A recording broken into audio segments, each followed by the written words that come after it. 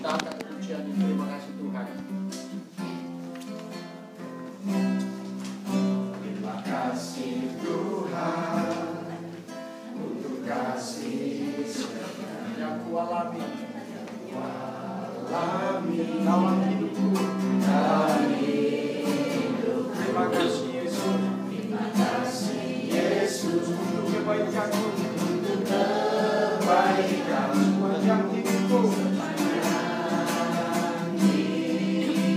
Mari dari awal lagi katakan terima kasih Tuhan. Terima kasih Tuhan untuk kasih yang kualami dalam hidupku. Mari katakan terima kasih Yesus untuk kebaikanmu, untuk kebaikanmu sepanjang hidup. Terima kasih Yesus. Terima kasih Yesus buat anugerah-Mu, buat anugerah yang sampai ini Tuhan adakan. Syukur bagimu, syukur bagi. Terima kasih Yesus.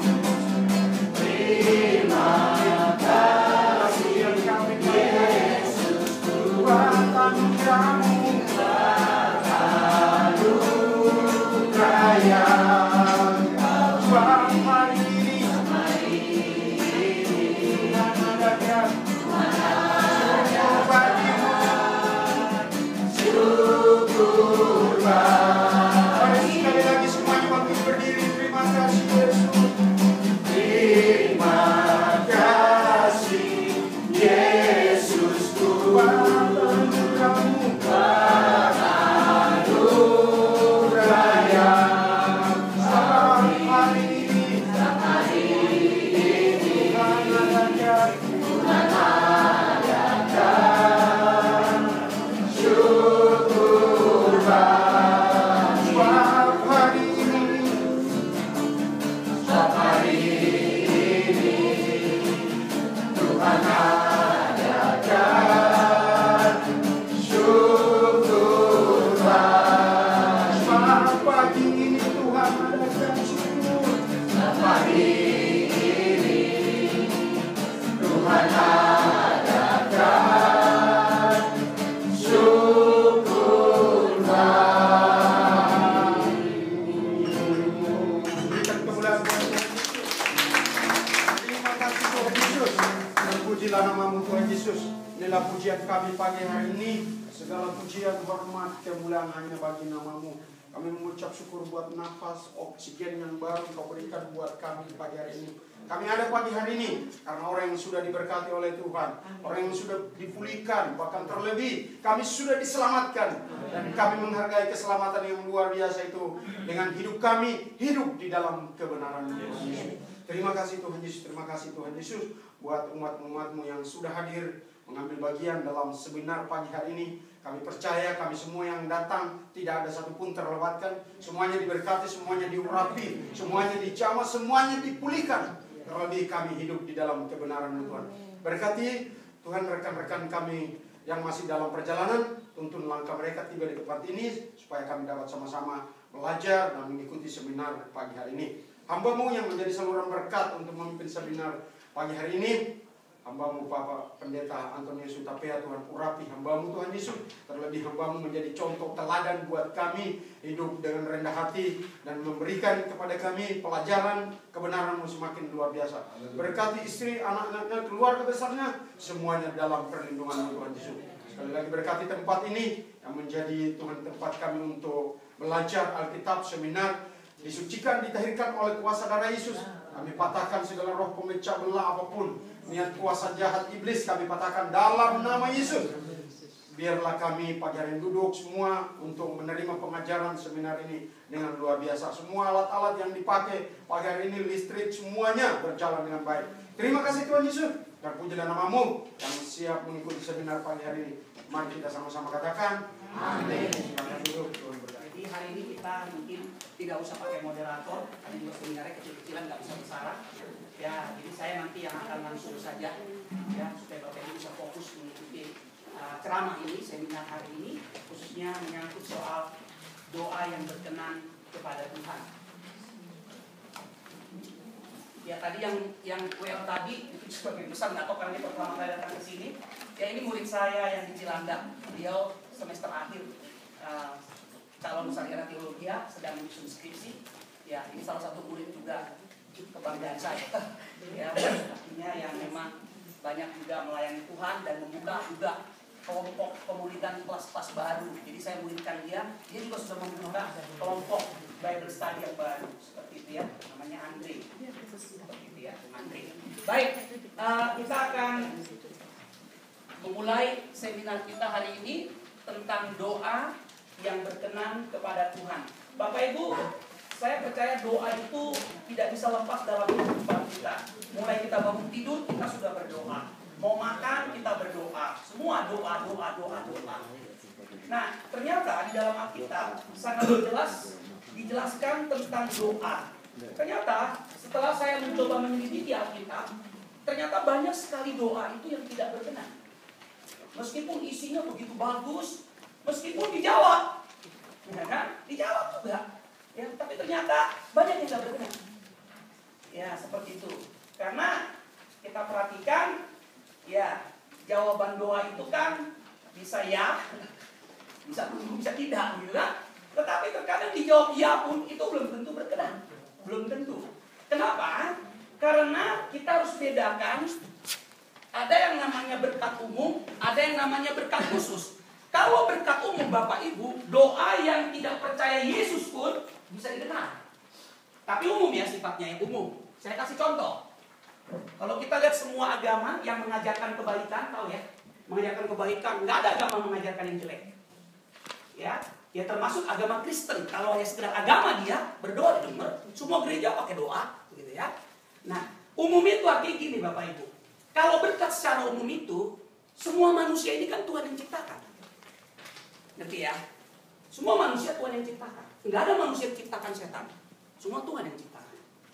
Jadi nggak ada pencipta manusia itu dua. Dan Tuhan yang sama yang menciptakan.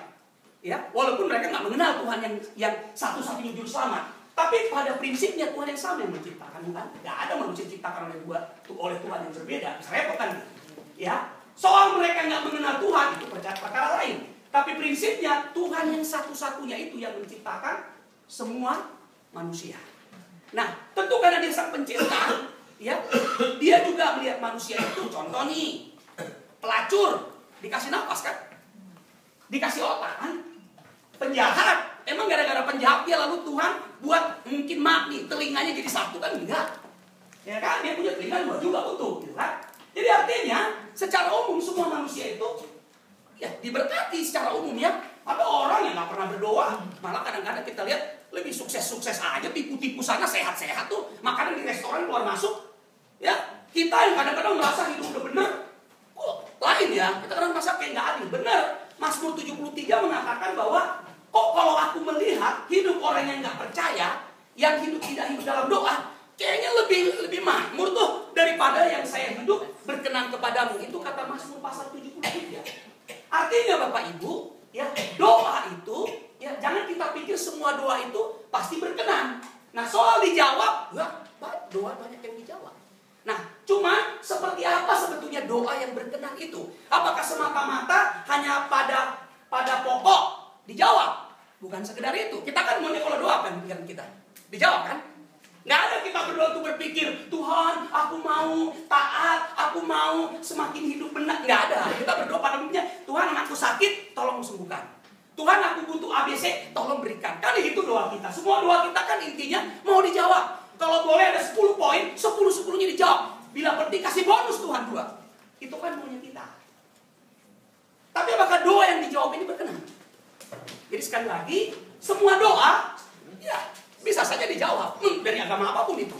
Tetapi ingat, itu hanya semata hubungan antara manusia sebagai ciptaan dan Tuhan sang pencipta. Tetapi kalau dia udah berbicara berkenan, ini bicara hal yang jauh lebih dalam. Kenapa? Karena hidup yang berkenan itu panggilan yang tertinggi. Karena agama lain tidak mengenal keselamatan. Satu-satunya dalam Yesus. Nah, karena itu nanti kita akan lihat seperti apa doa yang berkenan ini. Mungkin hari ini kita akan terkejut. Jangan-jangan saya pun sering berdoa, meskipun doa saya dijawab. Jangan-jangan doa saya tidak berkenan. Nah, nanti lebih jelas. Saya sengaja di awal memberitahu seperti ini supaya kita penasaran. Masa sih ada doa yang dijawab tapi nggak berkenan? Nanti seminar ini akan membawa kita pada kesimpulan itu. Ya, artinya kita akan mengerti ternyata doa yang berkenan kepada Tuhan itu seperti apa. Saya sengaja tidak masukkan beberapa ayat karena memang banyak ayat yang kita. Tapi hari ini kita hanya fokus dari satu perikop mengenai doa menurut PL dan PB dan juga doa yang diajarkan Yesus tentang Bapa kami. Baik, kita akan lihat seminar kita hari ini. Ini sih tinggal klik-klik doang ya. Mouse-nya. Pakai mouse. Mana yang kecil tadi tuh, adikku, anakku, tolong saya sini saya. Kok kan cuma klik-klik doang ya? Ayo bisa kan mau klik-klik? Bisa lah. Ini laptopku jangan juga ya. Silakan. Oh, Bapak tadi bawa. Oke. Silakan. Ya, klik-klik aja ya. Mantap. Oke, next. Boleh? Iya. Mantap. Ya, kita pokoknya ini kan yang muda-muda ya, ini generasi. Ya, kita lihat. Kita mulai dulu ya. Apa sih pengertian doa dalam keseluruhan Alkitab? Kita tahu dulu nih, secara utuh dulu. Karena begini Bapak Ibu, seluruh gereja mengakui, dalam anggaran dasarnya nggak ada gereja apapun itu mereknya. Selalu mengatakan gereja ini mendasarkan pengakuan atau pengajaran Alkitab, pengajaran gerejanya, doktrinnya, dogma gerejanya berdasarkan Alkitab, Perjanjian Lama dan Perjanjian Baru diterima secara utuh. Walaupun faktanya seringkali yang dikotbahkan penggalan-penggalan Alkitab yang tidak utuh. Gereja A mengambil ayat-ayat yang sesuai dengan tradisi gerejanya. Oh, gereja kita ciri khasnya pujian penyembahan. Maka udah pasti dia mencoba mengambil bagian-bagian Alkitab yang sesuai dengan gerejanya. Gereja B tekanannya pada dogma. Maka dia mulai cari ayat-ayat yang berhubungannya dengan dogma. Itu nggak fakta dan kita nggak bisa sanggah itu. Dan selama 20 tahun saya melayani di 2 gereja di Indonesia ini, Protestan dan non-Protestan, selalu itu yang saya lihat. Dan saya bersyukur untuk pengalaman yang Tuhan berikan itu. Sehingga dari pengalaman itu Tuhan panggil saya untuk keluar, terikat pada satu gereja dan masuk ke semua gereja. Walaupun saya pasti terdaftar di satu gereja. Karena nggak boleh tidak. Nanti nggak jelas status saya dari gereja mana. Kan begitu. Tapi intinya saya mengasihi semua gereja karena semua gereja itu adalah tubuh Kristus. Nggak ada gereja yang mengatakan kepalanya adalah Antonius Hutapea. Pasti gereja mengatakan kepalanya adalah Kristus. Bukankah semua pengakuannya begitu? Kita akan uji. Betulkah Kristus kepalanya? Atau jangan-jangan sinode kepalanya? Oke? Jangan-jangan gembala sidangnya kepalanya, bukan Kristus. Sehingga bukan apa kata Kristus yang dilakukan gereja itu, tapi apa kata gembala sidangnya. Nah, kalau ini terjadi, bisa bahaya gereja itu. Karena gereja kepalanya bukan gembala sidang, tetapi Kristus. Ya, itu jelas. Nah, sekarang kita lihat apa sih pengertian doa dalam PL dan PB, Perjanjian Lama dan Perjanjian Baru. Ini intinya. Dalam bahasa Yunani, inti dari doa itu, ya, dari Ibrani itu, keinginan atau hasrat yang kuat. Dan jangan lupa Bapak Ibu, secara individu, bukan kolektif. Kolektif lain lagi nanti doanya. Tapi pribadi dulu. Secara pribadi, masih ingat yang dikatakan Tuhan Yesus, kalau kau berdoa, masuklah engkau ke dalam kamar. Itu bicara privacy. Pribadi. Karena nanti ke sorga, nggak bisa kita numpang sama orang. Bahkan istri nggak bisa numpang sama suami. Doakan aku ya Pak, nanti supaya aku numpang sama kau ke sorga. Nggak bisa. Masing-masing kita pribadi bertanggung jawab. Dan kita nggak bisa ngomong, ini gara-gara papaku, papa nggak doain saya. Gara-gara mama nggak doain saya, makanya saya masuk neraka. Oh, nggak bisa. Ya, masing-masing kita bertanggung jawab. Soal kita nggak mendoakan orang, itu tanggung jawab kita lagi nanti di hadapan Tuhan dihakimi juga. Ya, tapi masing-masing orang bertanggung jawab atas dirinya. Itu Alkitab yang ngomong, bukan saya yang ngomong. Jadi, hasrat yang kuat secara pribadi untuk apa Bapak Ibu? Nah, mengenal. Itu kata kuncinya. Saya sangat suka Filipi 3:10-11 katakan, kata Paulus, si penulis Alkitab Perjanjian Baru separuh itu ditulis dia, yang ku kehendaki adalah mengenal Dia. Itu mantap banget. Jadi Paulus punya panggilan hidup yang fokus hanya satu, saya mau mengenal Dia. Terkadang banyak doa jawabannya bukan dalam rangka kita mengenal Tuhan, Tapi lebih kepada menjawab kebutuhan kita. Soal kenal Tuhannya, nggak peduli. Yang penting kebutuhan gue dijawab. Kan itu doa seringkali kita pahami. Ya. Next. Ya. Tolong HP semua di silent. Ya. Kita lihat. Sekarang kita mulai dari perjanjian lama. Jadi, pengertian doa menurut perjanjian lama. Dalam seminar saya selalu tekankan, setiap apapun yang kita bicarakan harus mengacu pada keutuhan Alkitab. Kita nggak bisa yang ngomong menurut PM, harus secara keutuhan Alkitab. Karena Alkitab itu kesatuan. Ya, 2 Timotius 3:16 katakan segala tulisan, pasagrafe, kata pasa itu dari kata pas itu bicara keutuhan. Ya, kesempurnaan, kelengkapan, ya. Jadi nggak bisa kita ngomong, nah ini terjadi dalam gereja-gereja. Menurut gereja saya, karena dia menganut pandangan tertentu, sehingga hanya dia ambil bagian-bagian Alkitab itu yang hanya dia miliki. Contoh, kalau dia hanya memberi tekanan umpamanya kepada karunia-karunia Roh Kudus, apapun itu, biasanya dalam khotbah-khotbahnya selalu yang dikhotbahkan itu saja. Seolah-olah Alkitab hanya itu isinya. Padahal Alkitab itu 66 kitab, Kejadian sampai Wahyu. Tapi ini nggak pernah dibukakan sama jemaat. Yang dibukakan tentang karunia-karunia saja, apapun karunia itu. Mujizatkah, karunia bahasa rohkah, menafsirkan bahasa rohkah, nubuatkah, itu aja yang diputar-putar. Padahal Alkitab nggak hanya berdiri itu. Itu jelas. Nah, kita lihat apa pengertian doa menurut perjanjian lama. Pertama, konsep yang tinggi tentang pikiran, perasaan, dan kehendak Tuhan.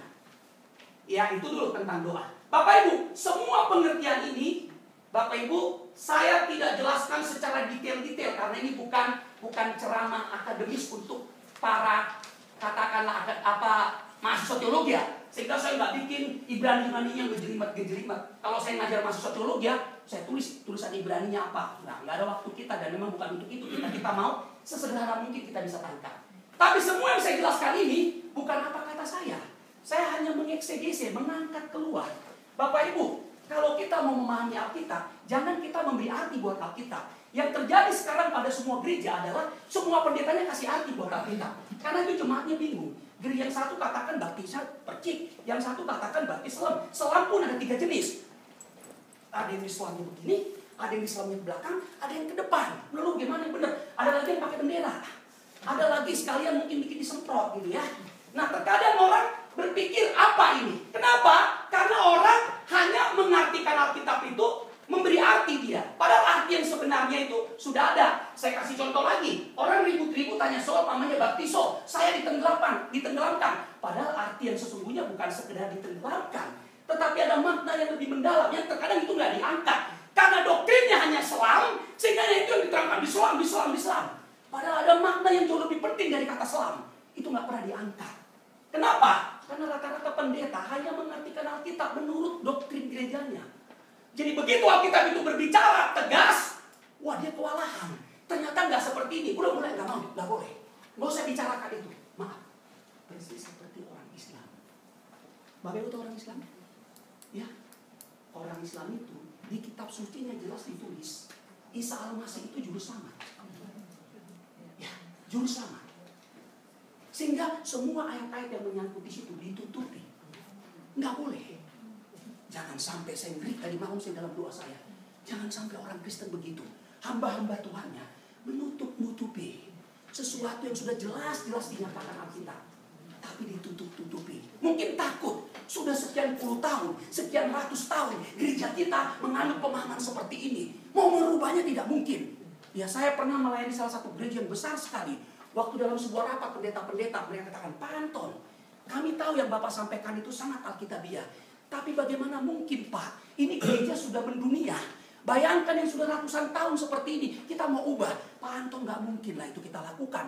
Bayangkan kalau itu kita lakukan, ini jemaat seperti apa gelisahnya nanti. Mereka bisa goncang dan sebagainya. Akhirnya, gara-gara takut seperti itu, jemaat semakin tenggelam dalam ketidakmengertiannya. Betullah kata Nabi Hosea, umatku binasa karena mereka tidak mengenal Tuhan dengan benar, karena tidak memiliki pengajaran Alkitab yang benar. Sehingga begitu dapat makanan keras, semuanya muntah, nggak sanggup. Betul yang dibilang Alkitab, menjelang akhir zaman, orang akan mengumpulkan pengajar-pengajar atau pengkhotbah yang hanya menyenangkan telinga, yang hanya bicara berkat toh. Walaupun arti berkat sebetulnya dalam bahasa asli juga bukan seperti yang dipahami itu. Kata berkat dalam bahasa asli itu berakah, ya, barokah kata bahasa Arab. Itu artinya menghormati Tuhan. Tapi seringkali digeluti berkat apa? Anakku pintar, anakku kaya, kerjanya lancar, baik-baik aja nyumbang gereja. Bukan itu arti berkat. Kalau itu namanya berkat umum, bukan berkat khusus. Saya udah bilang tadi, orang nggak percaya Tuhan pun diberkati secara umum, dikasih otak pintar kok. Emang hanya orang Kristen doang yang percaya Yesus pintar otaknya? Banyak yang nggak percaya Yesus pintar. Orang Jepang dia tuh. Coba. Jepang itu negara yang paling banyak agama dan negara yang paling susah diinjili. Itu kata mantan dosen saya, Pak Atsumi. Ya, mantan dosen saya orang Jepang. Dia sudah berapa puluh tahun, gerejanya nggak bertumbuh-tumbuh. Kenapa? Salah satu kesulitan yang dihadapi adalah karena orang Jepang itu sulit. Akhirnya adalah muncul gereja yang baru. Gereja ini malah yang bertumbuh. Pak Atsumi ini saking terus ditekan, dia pun secara pribadi akhirnya merasa kayak putus asa. Sebagai hamba Tuhan dia merasa kok ini sekian puluh tahun saya melayani. Mirip-mirip Yeremia. Mirip-mirip Yeremia yang menyuarakan kebenaran, nggak ada satu umat yang mau dengar. Ya, saya menyadari akan hal itu. Dan secara pribadi saya siap kalaupun nggak ada orang yang nggak mau dengar. Ya, karena buat saya secara pribadi kebenaran itu harus disampaikan dengan tegas, penuh wibawa, penuh kekudusan, penuh kasih, penuh keadilan. Harus balance. Ya. Sekarang kita lihat. Pertama, konsep yang tinggi tentang apa Bapak Ibu? Pikiran. Terus? Bukan pikiran kita ya. Kita kalau doa enggak. Doa itu pikiran saya. Maunya saya. Kebutuhan saya. Walaupun memang nanti saya akan jelaskan. Ada tempat juga buat itu. Buat kita menyatakan isi hati kita. Tapi inti doa dalam bahasa aslinya, according to the original text, ya, ini intinya. Yang lain-lain itu tambahan-tambahan. Dan yang sayangnya, gereja lebih suka yang tambahan-tambahan. Bapak Ibu, ya, lembaga ini namanya Amar Bayit Ministry. Ini udah tahu lah bahasa Inggris. Ini dari bahasa Ibrani. Ya, nama ini dimunculkan Tuhan waktu pertama kali Bible Study saya buka di rumahnya Pak Kris dengan Ibu Win. Ada orangnya di sini. Bisa minta tolong Pak Kris berdiri sama Ibu? Kan yang lain belum kenal. Boleh? Nah, itu sudah di tengah. Ya, di rumah Bapak Ibu inilah nama ini dihasilkan. Kita sama-sama berdoa sama Ibu Win, Pak Kris. Kita berdoa sama-sama untuk nama apa? Lalu dalam doa, ya, Tuhan bicara sama saya tentang nama ini. Berdasarkan 20 tahun melayani, Tuhan membawa saya, roh saya dibawa untuk melihat ini loh hambaku, kenyataan gereja yang ada. Lalu yang saya tertarik dalam penglihatan itu, Tuhan tunjukkan kepada saya hamba Tuhan yang besar-besar, yang hebat-hebat. Lalu Tuhan bilang, kau mau seperti apa? Salah satu di antara mereka atau lebih dari mereka, saya bisa buat kamu seperti itu. Lalu saya katakan, tidak Tuhan. Izinkan saya hanya minta satu. Biar saya hanya melayani Engkau menurut maumu dan kehendak-Mu saja. Lalu Tuhan katakan sama saya, ya, makanya muncullah nama ini. Umatku sudah banyak yang menyimpang. Karena itu saya akan pakai kau untuk menyatakan kebenaran itu apa adanya. Saya tahu mereka akan gak suka sama kamu. Saya tahu kau akan banyak mengalami aniaya. Saya tahu akan banyak pendeta-pendeta yang membenci kau. Saya tahu akan banyak sinode yang tidak menyukai kau. Tapi untuk itu kau saya panggil. Saya nangis waktu itu. Tuhan, aku gak sanggup. Saya tidak mau cari musuh. Saya tidak mau dibenci orang. Tapi Alkitab katakan, Tuhan bilang kata sama saya panggil kamu untuk itu. Muncullah nama ini. Amar itu artinya firman atau perkataan Tuhan dalam bahasa Ibrani. Bayit itu artinya rumah Tuhan dan juga keluarga. Itulah sebabnya fokus pelayanan Amar Bayit hanya menyatakan Alkitab itu apa adanya tanpa ditambah dan dikurang. Dan bukan memberikan arti, tapi mengangkat arti yang sudah ada. Karena kecenderungan banyak hamba Tuhan adalah memberi arti, bukan mengangkat arti yang ada. Ya, di sini ada kelas Bible Study, Rabu dan Jumat. Hari Rabu itu buat mereka-mereka yang mau melayani Tuhan, karena saya akan ajarkan bagaimana memahami Alkitab, dan kerinduan saya kelak Bapak Ibu bisa menggantikan saya di depan ini, mengajarkan Alkitab seperti yang saya ajarkan ini. Yang apa adanya. Tentu jangan Bapak Ibu pikir tekanannya pada pengetahuan, tidak. Karena selalu acara itu kami awali dengan doa. Di sini juga ada doa puasa yang dilakukan seminggu sekali. Ya, kami puasa dari hari Minggu, Senin baru buka, kami lakukan itu seminggu sekali. Jadi jangan pikir kami melayani dengan pengetahuan toh, tanpa kekuatan toh, tidak. Ya, kehidupan doa itu juga menjadi ciri khas pelayanan anak baru. Ya, karena kami tidak hanya melayani Tuhan dengan pengetahuan, tapi juga dengan kekuatan roh di dalam doa. 2. Memberikan tekanan pada aspek pribadi ketika berdoa. Jadi waktu berdoa itu, ya, yang mau dilihat Tuhan bukan soal kata-katanya seperti apa, indah, bukan. Tapi pribadi kita yang utuh. Aspek pribadi ini di hadapan Tuhan, itu yang Tuhan lihat. Lihatlah 2 contoh menjelaskan tentang ini. Ketika ada orang berdosa masuk ke bait Allah, lalu ada ahli Taurat masuk ke bait Allah. Lalu mereka berdoa. Ahli Taurat berdoa, Bapa di sorga Tuhan, aku bersyukur tidak seperti orang di sebelah saya ini, yang jahat dan seterusnya. Saya mengerti kebenaran-Mu dan seterusnya dan seterusnya. Saya tidak pernah mencuri, saya tidak pernah begini-begini. Wah, hebat dia. Padahal dia nggak tahu dia melakukan pencurian yang paling besar, yang jauh melampaui mencuri uang, yaitu menyalahgunakan hukum Taurat untuk mencari popularitas. Itu mencuri yang paling jahat. Menjual kebenaran untuk cari popularitas, mencari nama. Itu lebih jahat daripada koruptor di dunia ini yang paling jahat. Lebih jahat. Koruptor jelas-jelas sekuler. Dia nggak pakai Alkitab, cari popularitas diri. Wah, itu paling jahat di mata Tuhan. Alkitab bukan untuk diperjualbelikan, Bapak Ibu. Alkitab bukan untuk dicari sebagai ajang untuk membuat kita jadi populer dan terkenal. Jahat sekali kita kalau seperti itu. Kita memperalat Alkitab demi untuk kita terkenal, populer, hebat. Nama kita harus disebut dimanapun. Ya, sehingga apapun harus kita kerjakan. Semua harus nama kita yang dipanggil di mana-mana. Tidak.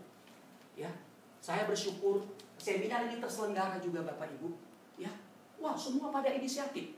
Ibu-ibu bilang, Pak Anton, ya, biar nih ada yang mengkoordinir langsung.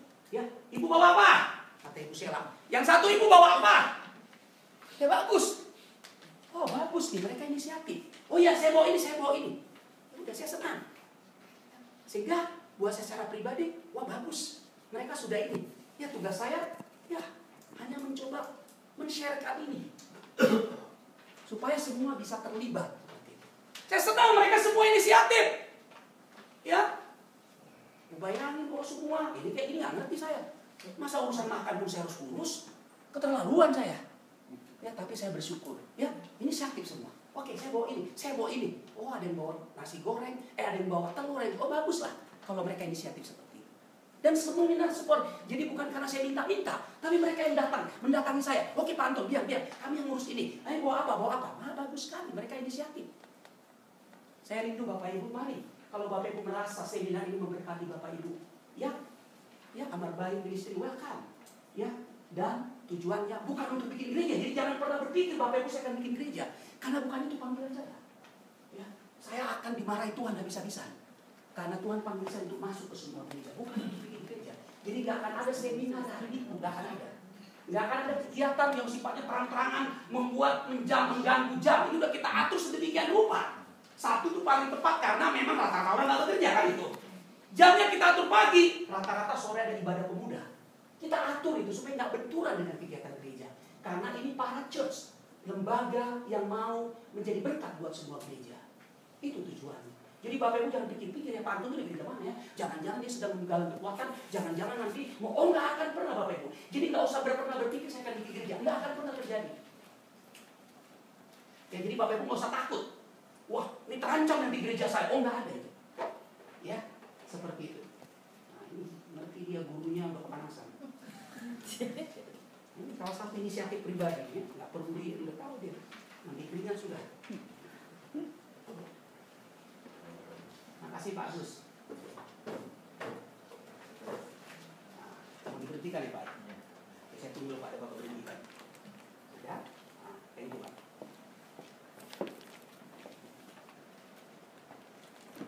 Ya. Jadi aspek pribadi ya.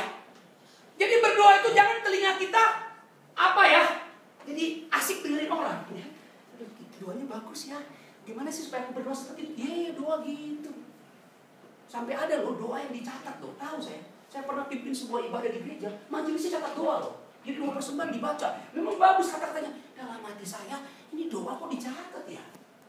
Aduh kasihan banget. Saya yakin yang buat kata-katanya bukan dia. Karena kalau dalam doa yang gak dicatat, tahu dia. Bagus banget. Aduh. Repot kalau doa, kok pikiran orang yang dipakai dibaca kan aneh. Doa kan spontanitas pribadi kita. Nah kok dicatat? Tapi ada gereja seperti itu. Ada. Itu kenyataan Bapak Ibu. Jadi aspek pribadi ketika berdoa. Terus ya persekutuan atau hubungan pribadi antara Yahweh. Saya sengaja pakai kata Yahweh karena nama ini nama pribadi. Ya Bapak Ibu di dalam pel ada banyak. Tapi nama Yehova atau Yahweh itu bicara personal. Nama ini hanya boleh dipakai untuk orang yang berstatus sudah anak Tuhan. Jadi jangan katakan Yahweh Yehova kalau hidup kita masih dipimpin oleh daging, nggak berhak. Nanti di PB doa Bapak kami diangkat Yesus juga itu. Bapak kami yang di sorga. Itu jelas. Ya, next. Sekarang kita lihat apa sih doa menurut PB? Ya. Ini saya bawa sedikit buku supaya saya ketemu stimulus Bapak Ibu yang melayani Tuhan. Ini buku yang tulis Spiros Bapak Ibu.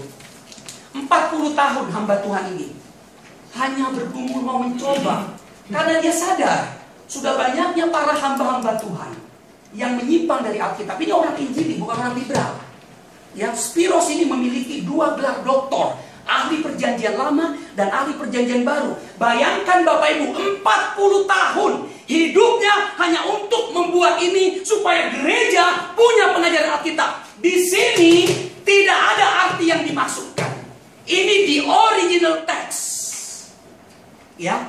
Jadi dia apa kata Alkitab apa adanya. Walaupun memang dia pakai versi King James. Karena dari semua versi bahasa Inggris, versi King James itu paling mendekati terjemahan bahasa Inggrisnya. Walaupun tetap terbatas, tapi di sini dibantu untuk menjelaskannya. Dan yang membuat ini harusnya diapresiasi.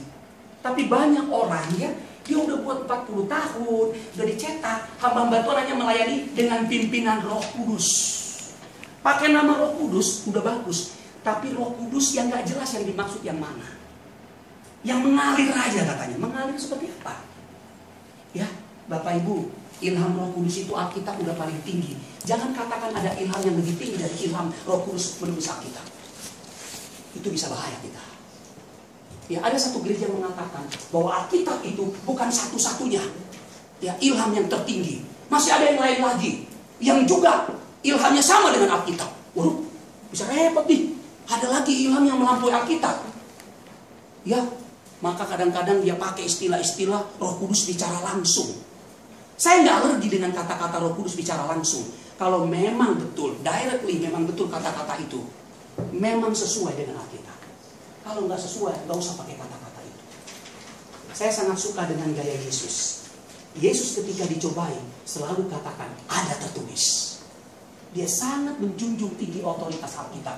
Jika Yesus aja yang adalah Tuhan itu, dalam kemanusiaannya itu, dia selalu mengatakan ada tertulis. Ya, according to the Bible. Ya, bagaimana dengan kita? Ya, itu jelas. Ini perjanjian barunya. Perjanjian lamanya ada. Bapak Ibu tahu, di sini sedang didoakan supaya di ruangan ini akan ada kelas khusus para pendeta. Supaya mereka boleh saya bimbing. Supaya dimanapun gereja mereka saya tidak peduli.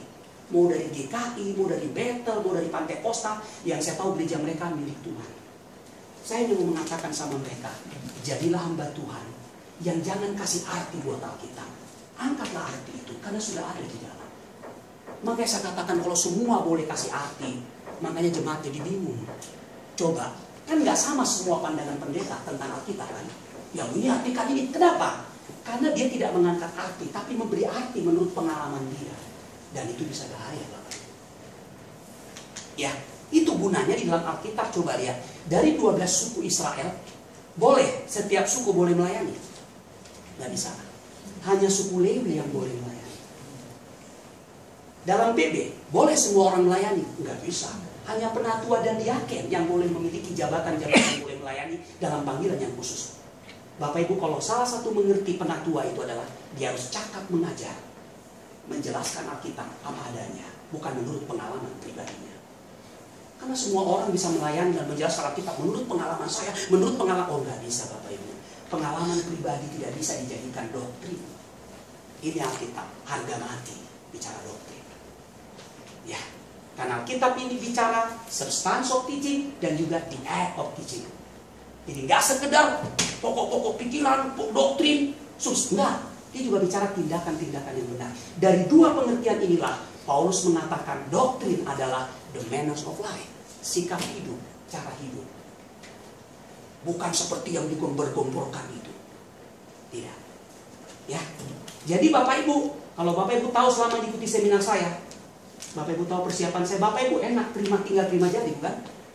Saya mempersiapkan ini Bapak Ibu. Selain berdoa siang dan malam, saya berlutut di kaki Tuhan. Dan saya minta pimpinan Roh Kudus. Dan saya bersyukur untuk kemampuan yang Tuhan beri, anugerah yang Tuhan beri. Saya bersyukur untuk diizinkan Tuhan boleh sekolah 10 tahun untuk belajar Ibrani Yunani. Ya, dipimpin Tuhan. Dan saya tahu Tuhan panggil saya untuk kembali ke gereja-gereja. Karena nggak semua orang juga melayani punya panggilan mengajar. Ada yang dipanggil sebagai gembala, ada yang dipanggil sebagai pelaku mujizat dan seterusnya. Oke, memang gereja butuh itu. Tetapi kalau gereja tanpa ada pengajaran Alkitab yang kuat, maka mujizat itu bisa menjadi tanda yang membawa orang justru nggak sampai ke surga. Kenapa? Dalam seminar saya sudah pernah katakan, salah satu tanda-tanda antikristus adalah banyak melakukan mujizat. Jangan sampai tanda mujizat itu menjadi tanda yang satu-satunya, atau seolah-olah itu harga mati, atau itu menjadi tujuan. Kalau mujizat menjadi tujuan, maka siap-siaplah gereja itu menuju gereja antikristus. Bukan saya yang ngomong itu, tapi Yesus langsung itu dalam Matius pasal 24. Kenapa gereja tidak celik? Karena gereja saya udah bilang tadi, ya, firman Tuhan yang seperti itu nggak akan pernah dibawa ke gerejanya. Kalau gerejanya tekanannya mujizat, nggak akan pernah membawa itu.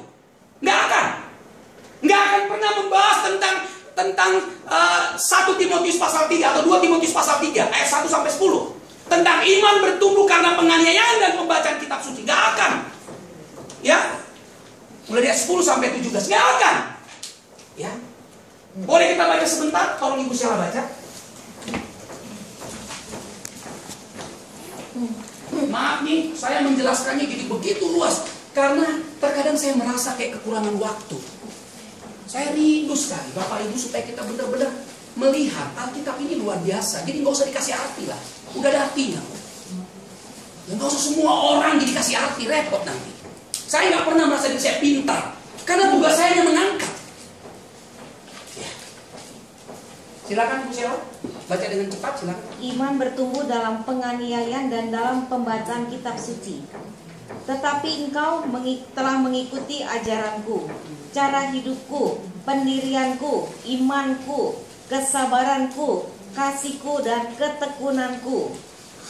2 Timotius 3 ayat 10 sampai 17. Sekarang ayat 11. Engkau telah ikut menderita penganiayaan dan sengsara seperti yang telah kuderita di Antioquia dan di Ikonium dan di Listra. Semua penganiayaan itu kuderita, dan Tuhan telah melepaskan aku daripadanya. Memang setiap orang yang mau hidup beribadah di dalam Kristus Yesus akan menderita aniaya. Stop dulu sampai di situ. Tolong dibaca ayat. Kenapa ayat ini nggak pernah diangkat? Karena setan tahu manusia nggak suka salib, manusia nggak suka kuk, manusia sukanya mujizat toh. Hanya suka bagaimana doanya dijawab, bukan mengenal Tuhan. Dan itu yang diajarkan gereja. Ini gak akan pernah dikhotbahkan, percayalah. Karena gak laku.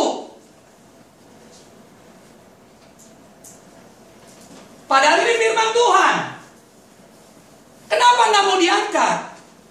Filipi 1:29, kepadamu dikaruniakan bukan hanya percaya, tapi juga menderita bagi dia. Nggak ada sorga tanpa salib, Bapak Ibu. Bapak Ibu juga jangan bermimpi bisa masuk sorga kalau Bapak Ibu selama hidup di bumi tidak mau pikul salib. Nggak akan. Karena kita secara tegas Bapak katakan apa? Barang siapa mengikut aku, dia harus menyangkal diri, pikul salib setiap hari, dan ikut aku. Saya mau tanya, gereja mana yang berani menyuarakan salib dengan tegas dan lantang? Pasti nggak ada jemaatnya mungkin. Takut kehilangan jemaat. Sehingga lebih baik gereja ditata seperti gaya entertain. Bikin AC yang nyaman, jangan keringetan kayak saya. Bikin musik, full musik, sound system yang bagus, gedung yang hebat. Bukan berarti itu salah. Tapi akhirnya orang ke gereja tanpa sadar peralatan itu dipakai setan, membuat orang nyaman. Bukan nyaman karena mau kenal Tuhan, tapi karena sarana, karena musik, karena sound system, karena nyanyian, karena pujian, tapi tanpa pengenalan firman Tuhan yang kuat. Makanya begitu ada badai tergoncang, begitu ada masalah, yang dicari siapa? Cari pendeta yang diurapi, yang berdoa tumpang tangan, langsung jawab doa. Bukankah seperti itu model kita? Ya, jelas. Saya bilang sama murid-murid saya, kalau kalian merasa terancam dengan pengajaran saya seperti ini, nggak usah jadi murid saya, nggak apa-apa. Saya siap kok. Ya, ada film Home Alone. Nggak apa-apa, saya sendiri. Saya nggak sendiri kok, saya dengan Bapak. Saya udah siap, saya sadar konsekuensi panggilan saya untuk itu. Nggak ada masalah buat saya. Ya, karena saya menyelidiki, salah satu arti hamba Tuhan adalah harus siap kesepian. Karena banyak orang tidak bisa menerima kebenaran yang apa adanya. Karena kebenaran yang ada padanya itu sakit. Harus siap menelanjangi hidup orang yang tidak berkenan. Apapun itu, harus siap menelanjangi semua kemunafikan. Karena ilham Roh Kudus menyatakan kesalahan, memperbaiki kelakuan. Oh Bapak Ibu, apalagi di Indonesia ini sungkan. Aduh nggak enak, nanti dia tersinggung. Apalagi kita punya budaya, memang budaya yang sangat membuat kita gampang tersinggung. Dikit-dikit tersinggung, salah sedikit tersinggung. Lihat sikap orang sedikit, kita tersinggung. Kenapa? Karena budaya kita, budaya yang sudah jatuh dalam dosa. Kita harus kembalikan budaya kita, apapun budaya kita, suku kita, kepada Alkitab. Supaya budaya itu mengalami transformasi.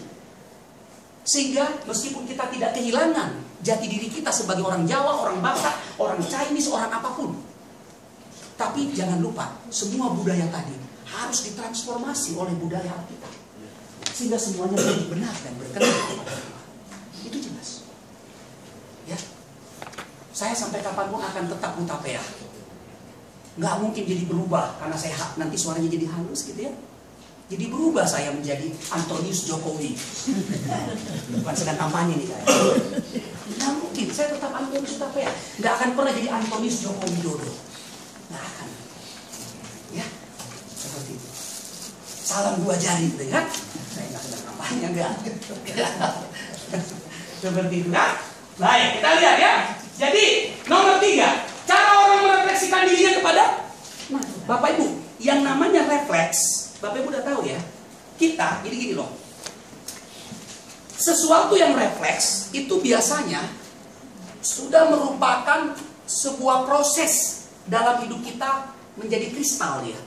Contoh, kalau dalam lingkungan keluarga saya, oke, ya, saya sudah terbiasa itu bangun pagi, ya kan? Apalagi selama 10 tahun sekolah teologi ya, memang selalu bangun 4:30. Tak, udah gitu dia.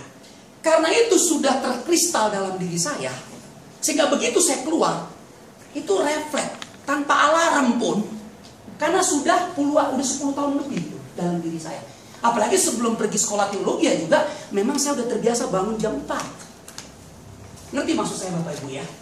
Nah, tapi kalau orang yang udah biasa bangun jam 8, ya, malah dia kaget kalau dia bangun jam 5 pagi. Tapi kalau jam 8 nggak kaget dia. Nah, kalau orang yang udah biasa bangun jam 5 pagi atau setengah 5, bangun jam 6 kaget gak dia? Lihat refleks dia. Nah, itu sudah terkristal dalam hidupnya. Sudah menjadi habit. Sehingga behaviornya juga, perilakunya juga jelas. Kita enggak, aman-aman aja. Ya kan? Iya kan? Artinya kita sakit hati sama orang nggak mengampuni, aman. Tetap nyaman, bisa haleluya, puji Tuhan. Lucu ya kita ya. Itulah refleks diri kita. Padahal Yesus katakan apa? Kalau kau datang beribadah, kau teringat kesalahan orang lain, tinggalkan ibadahmu. Lebih baik kau selesaikan masalahmu baru kau datang beribadah. Karena bicara ibadah Bapak Ibu itu bicara keberadaan hidup kita yang sesungguhnya utuh. Itu jelas. Ya. Jadi cara kita merefleksikan diri itu arti doa menurut PB. Jadi bagaimana kita merefleksikan diri kita kepada Tuhan? Makanya saya katakan tadi kalau sampai ada doa yang dicatat dibaca, ya buat saya aneh juga ya. Itu bukan refleksi diri, itu refleksi orang lain. Ya kan seperti itu. Nah, jadi kita harus merefleksikan itu. Next. Nah, kita akan masuk ya ke bagian yang sangat penting ya tentang doa yang berkenan kepada Tuhan.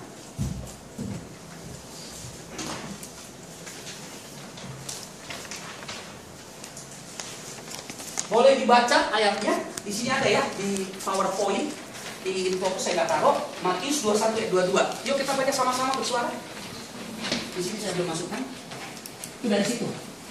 Jadi Bapak Ibu, semua penjelasan Matius 1, Matius 21 ayat 22 itu saya ambil semua, bukan saya ngasih arti, bukan saya menafsir. Ini semua bahasa Yunani-nya menjelaskannya begini. Jadi kalau ada arti yang di luar ini, saya berani mengatakan itu bukan arti dari Alkitab dan tentu sudah bukan arti dari Tuhan jadinya. Walaupun kata-katanya tidak bersama seperti ini, tapi paling tidak apapun yang diartikan hamba Tuhan itu harus mengarah ke sini maknanya. Jadi Roh Kudus bicara sama dia, ya kan? Walaupun dia nggak mengerti betul, nggak pernah baca, tapi bisa dituntun. Tapi harus arahnya harus ke firman Tuhan, nggak boleh lari. Itu tanda benar yang dipimpin Roh Kudus. Ya, kita lihat, boleh kita baca sama-sama Matius 21 22. Yuk baca sama-sama. 2, 3, ya.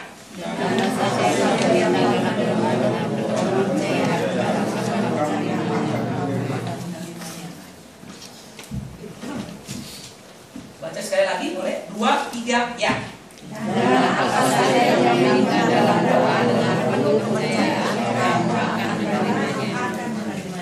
Iya, mari kita lihat. Dikatakan apa di situ? Dan apa saja, ya kan? Dikatakan di situ, ya, yang kamu minta dalam doa dengan penuh kepercayaan, kamu akan menerimanya. Kita kalau mau berdoa maunya dijawab kan? Nah, bagaimana kita bisa tahu doa yang dijawab tadi berkenan atau tidak? Kan gitu maksudnya. Supaya jangan sampai kita minta A, minta B, ternyata nggak berkenan. Kita mau dong doa kita dijawab tapi berkenan. Karena ada orang, bukan orang Kristen, anaknya mau mati, di tengah jalan dia teriak, Tuhan, terserah dia panggil apa, ditolong. Oh, jangan pikir setan yang tolong itu. Ya, jangan pikir setan, Tuhan juga yang tolong. Cuman saya katakan tadi, pertolongan Tuhan yang bersifat umum. Karena nggak ada perbedaan pelacur, koruptor. Kalau bicara umum, kasih mata 2, waktunya 24 jam juga kan. Apakah koruptor jadi 20 jam sehari? Enggak. Itu namanya berkat umum. Jadi Tuhan jawab juga, tapi umum ya. Tapi nggak ada bicara di situ keselamatan, nggak ada. Ya, karena tujuan utama Yesus datang ke dunia ini apa? Membawa orang pada keselamatan, bukan umum. Nah, jadi kalau gereja yang bicara berkat-berkat itu semua umum. Bapak Ibu maaf, termasuk mujizat dalam bahasa asli tidak pernah berbicara di situ special blessing, no, general blessing. Tolong kita perhatikan itu ya. Jadi kalau gereja yang ajarkan berkat umum, udah pasti gereja itu maaf akan binasa. Ya, berkat umum perlu dong. Kita kan perlu uang, perlu makan, perlu sehat. Itu berkat umum. Jangan katakan itu berkat khusus. Tapi yang namanya khusus selalu berbicara pengenalan, mengenal Tuhan. Makanya lihat berkat umum tuh 40 tahun di padang gurun. Sebetulnya tujuannya 40 tahun itu supaya umat mengerti berkat khusus. Tapi nggak ngerti-ngerti. hamba Tuhan 40 tahun. Padahal sekolah padang gurun untuk umatnya itulah sarana yang Tuhan pakai. Karena pada umumnya manusia seperti Israel memang sampai hari ini. Pada umumnya mereka lebih suka memang melihat apa? Berkat-berkat umum, sehat, makanan makmur, apa, semua seperti itu, semua seperti itu. Sehingga walaupun 40 tahun, padahal Tuhan mau pakai padang gurun itu untuk membawa mereka mengerti Kanaan yang sesungguhnya sorga. Itu berkat khusus, tapi mereka gak perlu itu. Yang mereka pukul di bumi ini, anak saya sakit sembuh, saya miskin jadi kaya, yang lumpuh berjalan, beri kemuliaan untuk Tuhan, tepuk tangan. Bukankah itu? Bukankah itu yang disuarakan gereja? Gak peduli orang hidupnya bagaimana, gak peduli. Yang penting mujizat, itu berkat umum. Dan memang itu Tuhan yang jawab, bukan setan. Itu jelas. Kalau ada yang serangan jantung di sini, maafkan saya. Nggak nyampe kan? Makanya jangan heran Bapak Ibu. Begitu Musa berdoa 40 hari, lihat apa yang terjadi dengan mereka. Lama banget ini doanya. Makanya orang juga banyak heran. Masa sih ada doa sampai 40 hari? Doa apa sih? Kan gitu. Apa ini doa-doa? Udah Harun, kami gak butuh Tuhan yang Musa itu. Buat kami Tuhan yang baru. Makanya Yosua bilang apa? Sudah sejarah nenek moyang kita, generasi pertama, sudah memperlihatkan bagaimana hidupnya, bagaimana mereka beribadah dan berpaling. Kata Yosua dalam pasal 24, silakan putuskan bagimu, kamu mau beribadah kepada siapa? Ya, kata ibadah di situ yang dipakai, Bapak Ibu tahu, menghormati Tuhan. Apa yang terjadi dengan umat Tuhan, Bapak Ibu? Masih ingat kisah itu? Bikin apa? Bikin apa? Anak lembu emas. Saya mau tanya, bukankah mujizat Alkitab jelaskan dengan terang di muka mereka? Tiang awan, tiang api. Saya belum pernah temukan pendeta paling top di dunia ini, belum pernah ada bisa belah laut. Ada pernah dengar? Pernah dengar ada mujizat seperti itu? Kalau ada pergi ke Tanjung Priok di mau lebaran, daripada repot-repot kita beli mahal-mahal, belah itu laut, naik tol kita di situ ya, jalan, cepet kan nyampe? Tidak, nggak nyampe umatnya. Mereka maunya tiap hari tiang awan, tiang api, kan gitu ya, mujizat. Coba lihat itu. Ya sedikit terlambat tadi, sedikit terlambat berkat Tuhan yang umum tadi. Udah mulai kan, marah-marah kan. Makanya pemimpinnya bilang apa Musa? Tuhan, kalau aku tahu umatmu kayak gini keras kepala, ya kalau aku tahu umatmu kayak begini, kenapa kau manggil aku? Aku nggak tahan Tuhan. Musa sadar sebagai pemimpin dia harus membawa umatnya kepada berkat yang khusus, tapi umatnya maunya berkat yang umum. Jelas, maunya berkat yang umum. Bukankah itu doa kita? Coba lihatlah kalau orang bersaksi, apa yang disaksikannya? Puji Tuhan, anak saya berhasil semuanya. 1 anggota DPR, 1 rektor, 1 lulusan Jerman. Apalagi orang Batak, aduh belagunya. 1 aja gelarnya gak ditaruh. Marah, protes, cetak undangan yang baru. Di Batu Nisan itu, udah di Batu Nisan, di kuburan, 1 gelarnya tertinggal. Lagi bongkar. Mau dibawa kemana itu gelarnya? Emang Tuhan tanya gelar kita lah.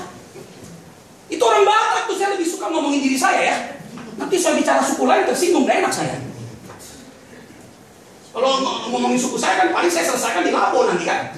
Ayo mau Lapo mana kita? Udah, ayo. Paling gitu kan.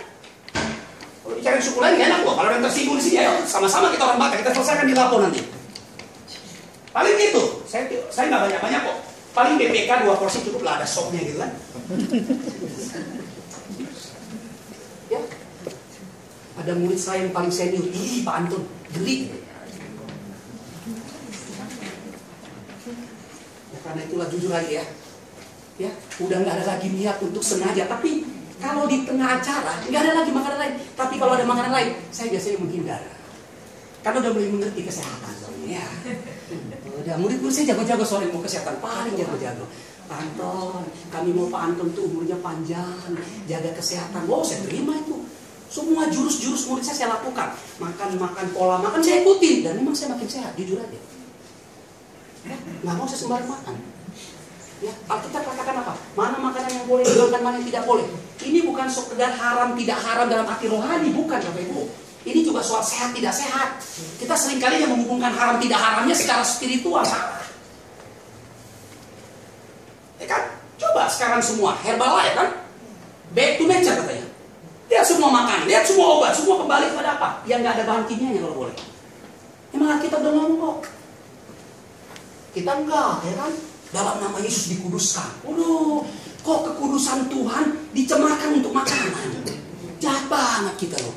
Coba kekudusan Tuhan kita suruh cemarkan kuduskan lemak-lemak babi. Aduh, jahat banget kita ini kan? Kuduskan Tuhan. Ya udah umur di atas 40, badan sudah nggak karu-karuan, masih makan juga lemak-lemak babi, kan repot. Udah didoakan lagi, kuduskanlah. Ada teman saya, Bapak Ibu tahu pendeta Toha Sihotan? Itu pendeta top loh. Tahu? Tahu ya? Itu pendeta top. Itu adik kelas saya suka mencatat sama dia. Ya, saya bercanda sama dia. Kurangi lah, makanya waktu di kampus di 3, kucing lewat sikat, bandai. Ya ampun, jago masakan Manado itu adik kelas saya. Saya bilang, weh, lo nanti kalau udah keluar lo dari I3, kurangi gaya makan itu. Tenang aja lah ya, dalam nama Yesus dikuduskan semua. Betul lah, dikuduskan Tuhan memang dia. Dipanggil Bapak di surga.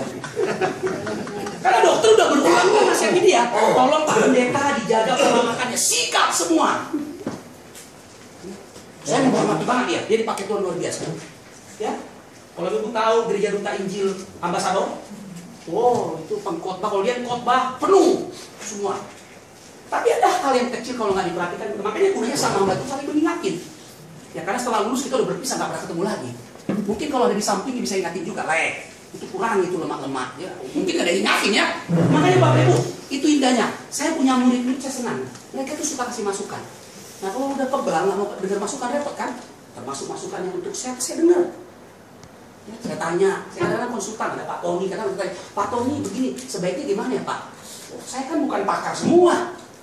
Saya mengerti Alkitab seperti yang Tuhan berikan. Tapi yang lain-lain kan saya nggak bisa. Ini kayak gini, masalah ini, mana ngerti saya? Ya ada yang bisa mengerti, puji Tuhan, tapi saya harus belajar juga nanti, kalau nggak repot juga nih. Ya, ini Bapak Ibu mari. Jadi, mari kita perhatikan bahwa apapun yang kita minta itu, persoalannya bukan soal dijawab atau tidak jawab, bukan itu yang nomor satu. Berkenan atau tidak, karena soal dijawab ada juga berkat umum. Semua bisa dijawab. Apa maksudnya? Lihat, jadi semua kalimat apa saja yang kamu minta dalam doa, ya kan? Itu semua penjelasannya ini. Ini bukan saya tafsir, tapi sudah dijelaskan oleh ini. Makanya salah satu cita-cita saya, kalaulah boleh seluruh pendeta di Indonesia ini dulu, semua pendeta, Bapak Ibu yang berjemaat di gereja manapun Bapak Ibu, kalau boleh waktu pendetanya ulang tahun, hadiahkan lagi. Dan yang sudah jadi murid-murid saya, ya kan? Nanti soal susah carinya kita bisa saling koordinasi. Hadiah ulang tahunnya ini aja kasih. Nah, jadi sarana. Gimana nih Pak caranya, Ibu? Caranya toh Pak, sekolah aja di Jalan Banjar nomor 7 dan 8. Di situ ada guru saya yang membimbing. Kan nggak mungkin dong Bapak Ibu yang membimbing murid apa jemaatnya, kan gengsi lah. Dan nggak mungkin juga lah jemaatnya, bagaimana pun kita harus sandai lah privasinya. Tapi kalau yang ngajar sesama pendeta masih mau lah kali kan.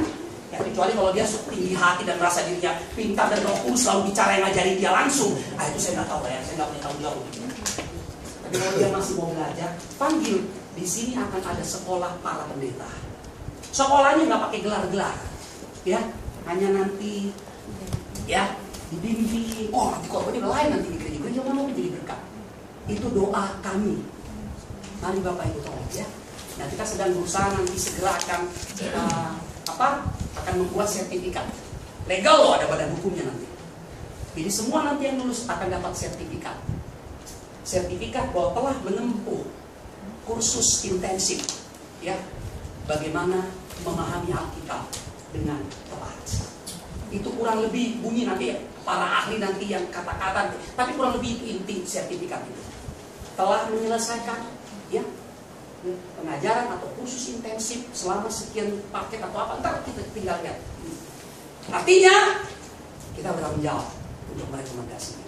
Itu doa saya. Dan puji Tuhan, sekarang buku ini sudah ada di beberapa gereja dan di beberapa pendeta. Saya senang sekali, ya, karena saya sangat menghargai si penulis buku ini. 40 tahun Bapak Ibu. Dan Bapak Ibu yang nikmati dalam seminar itu juga nggak bisa lepas dari hasil Bapak ini, ya, Spiros Zodhiates, PhD and PhD, ya. Jadi itu, ini semua itulah Tuhan pakai orang-orang seperti itu. Jadi saya nggak ngap, dia juga nggak berhasil karena dia ahli PLBD, ahli perjanjian lama perjanjian baru. Dia hanya mengangkat itu karena setiap kata itu punya banyak makna. Dan inilah makna-makna yang saya jabarkan. Saya pun tidak memberi arti, sudah ada, saya tinggal mengeksegesi, mengangkat keluar. Doakan Bapak Ibu karena kerinduan kita di tempat ini nanti. Selain ada sekolah yang untuk bukan pendeta, sedang didoakan supaya ada pendeta. Sudah ada yang daftar sih 2 pendeta, baru 2. Minimal ada 5 nanti kita akan buka kelas baru. Tapi khusus pendeta, beda lah, nggak mungkin ada gabung dengan jemaat kan. Mereka juga punya privacy, masa sih bisa punya jemaat malu kan. Sebab oleh itu nanti ada yang murid saya udah senior lebih pintar dari ini kan dia mau juga kan. Nggak enak kan. Nggak enak nanti kan, waduh bapak nggak enak kan. Terus kalau boleh, ya saran saya, kalau memang juga udah nggak ini, ya sekali-sekali perlulah bawa buku ini supaya pendetanya juga mau belajar. Jemaat gue, atau mungkin duduk paling depan gitu kan. Apa pula di jemaatku kayak gini. Tapi tidak, saya tidak sarankan seperti itu. Tapi paling tidak kita doakan. Ya, supaya hamba betul ini. Ya, murid saya ini termasuk yang tua, Ibu Sinar. Dia bilang, Pak, kalau boleh tok dari mana pun, bawa aja buku itu. Supaya mereka lihat, kadang-kadang di dunia ini masih gitu-gitu dia. Kalau bapaknya pegang Alkitab bahasa Indonesia, nggak di sampingnya itu, dia pikir seolah-olah bapak itu sama seperti yang lain. Enggak, bapak kan dari situ. Kita terangin, supaya juga disosialisasi. Oke, saya pikir sarannya bagus. Ya, makanya bapak ibu boleh nggak saran saya? Kalau pendetanya ulang tahun, hadiahkan ini. Kan pasti tanya, gimana makainya nih, Bu Yani katanya kan? Mau tahu caranya? Tuh, saya antar ke Jalan Banjar. Ya kan bagus kan? Kan pasti dia tanya dong, bagaimana makainya? Itu ditanamkan dengan pertanyaan seperti itu. Kan nggak mungkin lah Ibu Yani yang ngajarin kan? Ya enggak lah, dan pendeta juga jaga lah privasinya. Ya kan? Ya sesama pendeta kan nggak boleh lah saling mendahului kan? Apalagi kalau jemaat yang mendahului pendetanya, nggak sopan lagi kan? Seperti itu kan? Jadi mari kita perhatikan. Nah mari kita lihat di situ apa saja. Pertama, jadi kalau kita berdoa meminta, nomor 1, dalam semua penjelasan tadi bahasa Yunani kata-kata tadi, ini semua intinya. 1, lahir dari kerinduan yang dalam untuk mengenal Tuhan secara pribadi. Sesuai kan tadi? Tadi pengertian doa sudah ingat? Pengertian doa menurut PL dan PB, apa? Kerinduan, hasrat yang sangat kuat untuk mengenal Tuhan secara pribadi. Cocok dia. Karena kita itu semua terintegrasi dia. 2, segala sesuatu yang berakibat bagi kualitas hidup kita. Jadi jangan gini, kalau saya minta ini, persoalannya itu berkualitas gak bagi hidup kita. Jadi bukan kuantitatif yang diminta Tuhan, kualitatif. Oke? Nah, 3, segala sesuatu yang terbaik, berguna dan bermanfaat. Karena terkadang yang kita minta belum tentu bermanfaat. Seringkali bukan kebutuhan, tapi keinginan. Ya kan? Tuhan, aku mah inginnya begini, aku mau ingin. Tuhan bilang itu bukan kebutuhan. Bapak Ibu, kalau bicara berkat umum, berkat khusus, Tuhan tidak pernah bertanggung jawab dan Tuhan tidak pernah mau melibatkan dirinya secara spesifik ketika menjawab doa-doa yang sifatnya keinginan. Karena dalam bahasa Yunani, jawaban doa selalu berfokus pada kebutuhan, bukan keinginan. Tolong digaris bawahi itu, bukan keinginan. Ya. Kalau keinginan saya sih maunya nih AC tambah lagi 1 ini, itu keinginan. Tapi kalau Bapak Ibu sudah menganggap ini kebutuhan, ya berdoa aja. Ya kan? Berdoa saja. Entah Tuhan pasti buka jalan keluar supaya paling nggak seminar berikutnya udah ada AC di sana. Udah mantap kita kan? Nah, mantap. Tapi gak usah bermimpi, diperlebar, nggak usah dulu lah, itu belum kebutuhan, itu keinginan. Ini aja nggak penuh. Kalau udah penuh, kita kata ini persis waktu Yesus berdoa, ini pasti bawa lutut gini.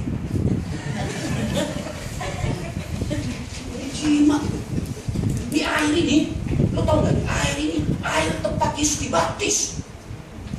Kasihan yang mau ditetesin hanya 3 tetes. Jadi obat, bujang.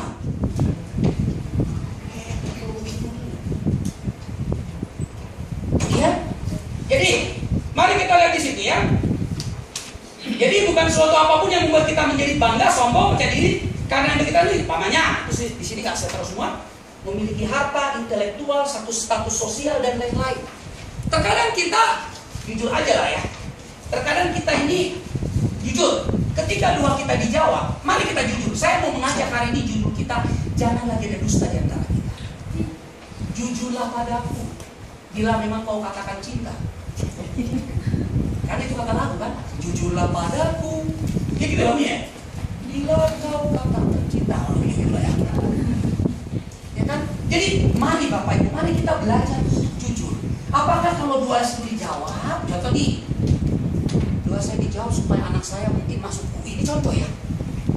Apakah kemudian setelah dijawab, ini menjadi membuat saya jadi bangga, lalu saya expose, announce umum ya.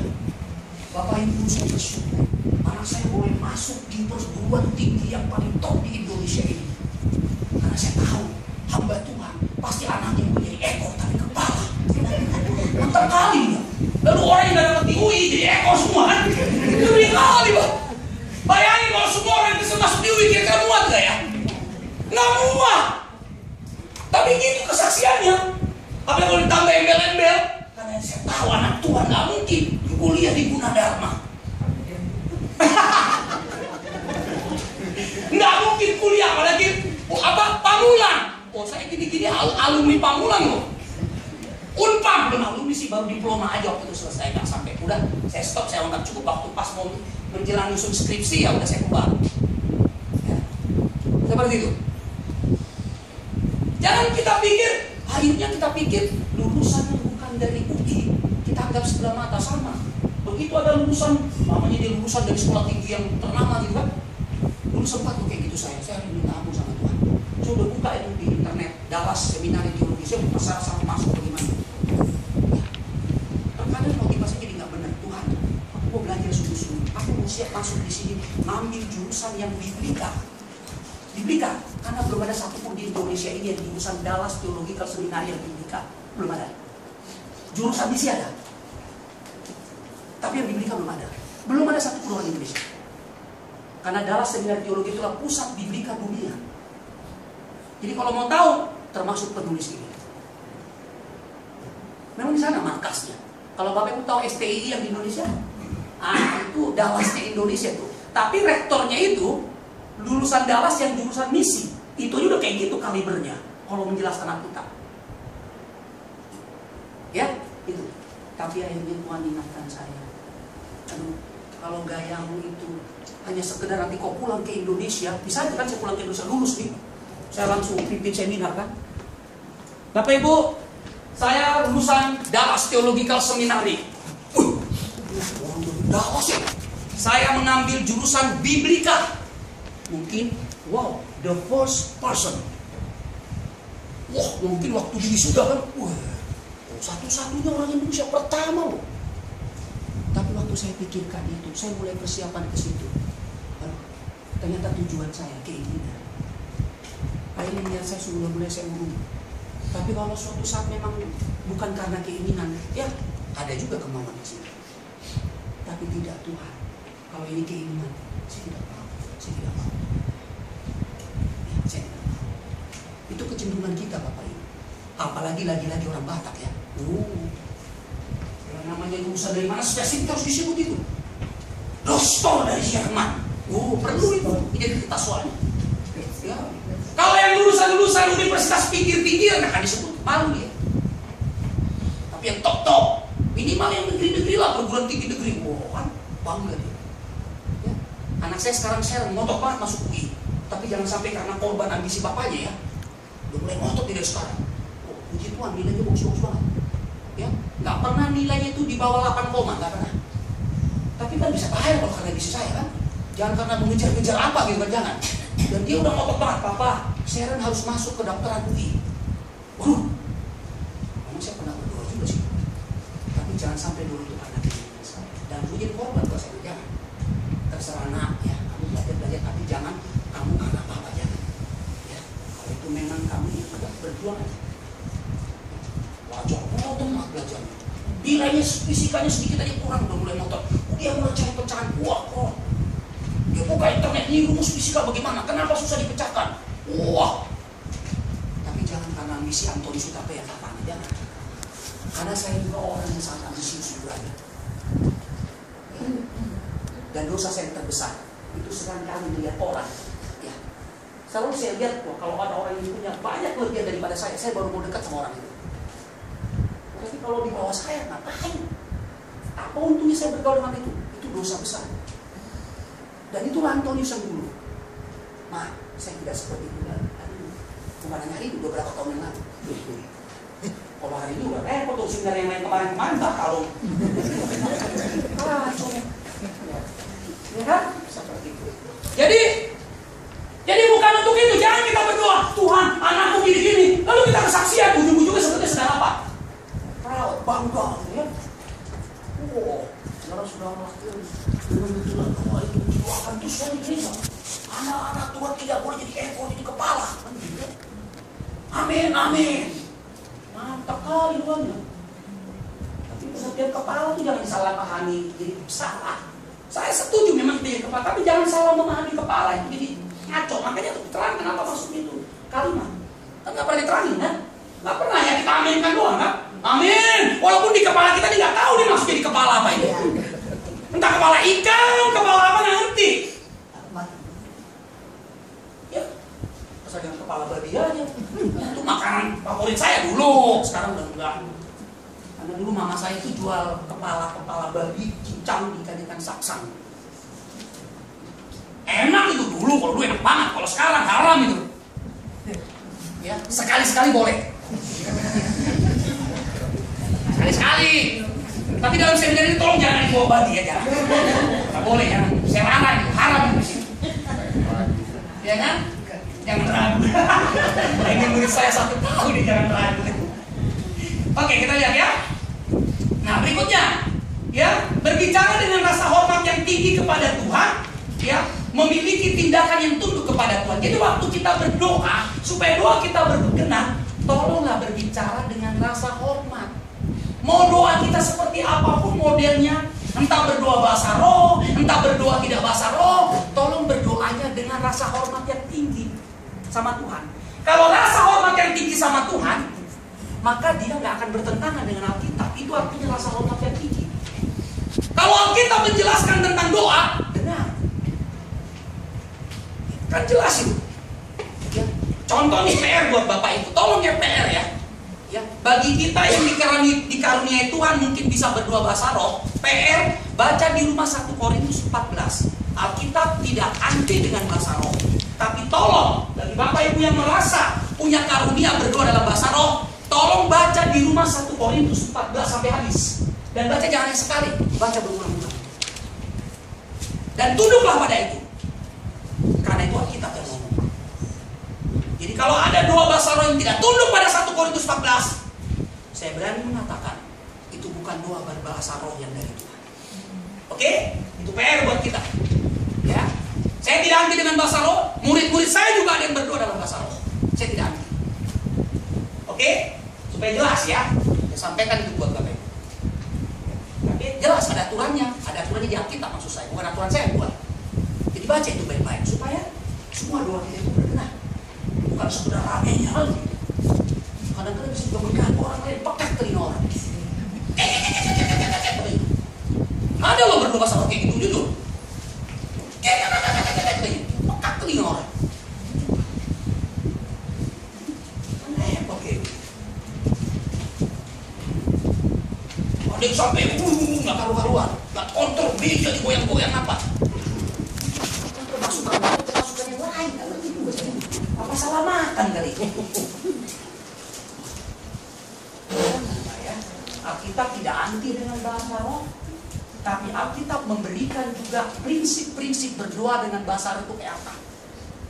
Tolong Bapak Ibu ya, perhatikan ini bukan kata Antoni Sutapea, ini Alkitab yang ngomong, bukan saya. Jadi jangan nanti bilang, oh dia Pak Anton mengajarkan yang bertentangan dengan gereja kami, jangan. Kalau memang gereja Bapak Ibu itu gak sesuai dengan Alkitab, saya sarankan tinggalkan itu gereja. Saya gak takut ngomong gitu. Kalau Bapak Ibu merasa kata-kata ini Bapak Ibu gak sejahtera, ya gak usah ikut seminar saya lagi. Tapi saya yakin itu Tuhan yang ngomong. Karena sesuai dengan Alkitab. Jelas Bapak Ibu ya? Ya, supaya kita nggak main itu Tuhan. Supaya doa kita juga benar. Ya, jangan doa kita ngarang-ngarang. Maunya kita, selera kita, kita kasih tunjuk jelas kok. Masa mau suka-suka kita? Ya. Jadi dengan rasa hormat yang tinggi kepada Tuhan serta memiliki tindakan, nomor berapa sekarang? 7. Oh 7 ya. Nah, tadi nomor 6 tadi, sorry. Yang tinggi kepada Tuhan, koma, serta memiliki tindakan yang tunduk kepada Tuhan. Maaf, boleh saya katakan dengan jujur di sini. Tidak sedikit saya bertemu dengan orang-orang yang berdoa dengan bahasa roh. Sekali lagi, saya tidak anti dengan doa bahasa roh. Tetapi maaf, saya harus katakan dengan jujur juga. Tidak sedikit saya bertemu dengan orang yang bahasa roh, tapi kelakuannya, tindakannya sangat jauh dari hidup yang dipimpin oleh roh. Ya. Dan itu mata kepala saya sendiri yang melihat, bukan di sini. Bukan dalam Pamulang ini, bukan waktu saya di Pamulang ini, waktu saya jauh sebelum di Pamulang. Ini sudah sekitar 9 tahun yang lalu. Wow, luar biasa. Tapi faktanya, yang ngutanglah di mana-mana. Oke? Yang nggak mengurus keluarganya lah dengan baik. Senin sampai Sabtu keluar mulu. Sampai suaminya datangi saya, "Pak, apa istri saya kebutuhan seperti ini?" Lalu dia bilang, "Ya pendeta kami bilang cari dulu kerajaan Allah dan kebenarannya. Nanti Tuhan yang urus keluargamu." Hebat banget. Ya Tuhan disuruh menggantikan dia, masakan untuk suaminya, bikinin makanan untuk anaknya. Tuhan disuruh jadi budaknya. Hebat betul. Jahat banget. Tapi doanya bahasa roh, maaf ya. Saya mengatakan ini bukan bahwa saya mengatakan saya anti, tidak. Bukan. Ini fakta yang saya lihat. Setiap berdoa pasti bahasa roh. Tapi tindakannya seperti itu, tidak tunduk pada Tuhan. Makanya Paulus bilang apa? Dijelasin 1 Korintus 14. Jelas. Mari kita perhatikan ini sungguh-sungguh.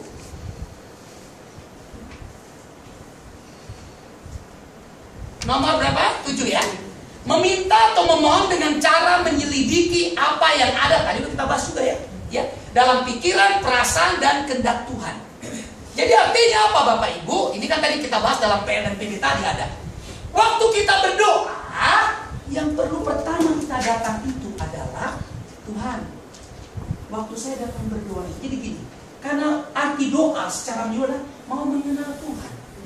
Makanya waktu datang sama Tuhan, motivasi awal itu harus Tuhan, aku mau mengenal Engkau. Bukan Tuhan, aku ada masalah, aku datang sama Kau Tuhan, tolong aku. Jangan. Walaupun nanti soal masalahnya akan kita bawa juga dalam doa, karena kita akan masuk nanti di bagian itu, doa pernikahan. Tapi jangan sampai motivasi awal kita datang sama Tuhan hanya bawa masalah. Boleh kita baca Matius 11 ayat 28 sampai 30. Yuk kita baca. Ayat-ayat yang tidak saya cantumkan itu dicatat di seminar, di bahan itu. Karena terkadang waktu saya menyampaikan, Roh Kudus mengingatkan saya lagi ayat baru. Ya. Yuk kita baca sama-sama. Matius 11 ayat 28 sampai 30. Yuk kita baca sama-sama. Ini ayatnya sih hafal. Luar biasa kita hafal. Tapi yang kita hafal hanya 28, jujur. Semua 28, 29, 30-nya buang. Karena itu bukan bagianku. Yuk kita baca yuk, yang butuh yuk. 2, 3, ya. Kepadaku semua yang lebih dan berkata, aku akan memberikan kepadamu. Terus?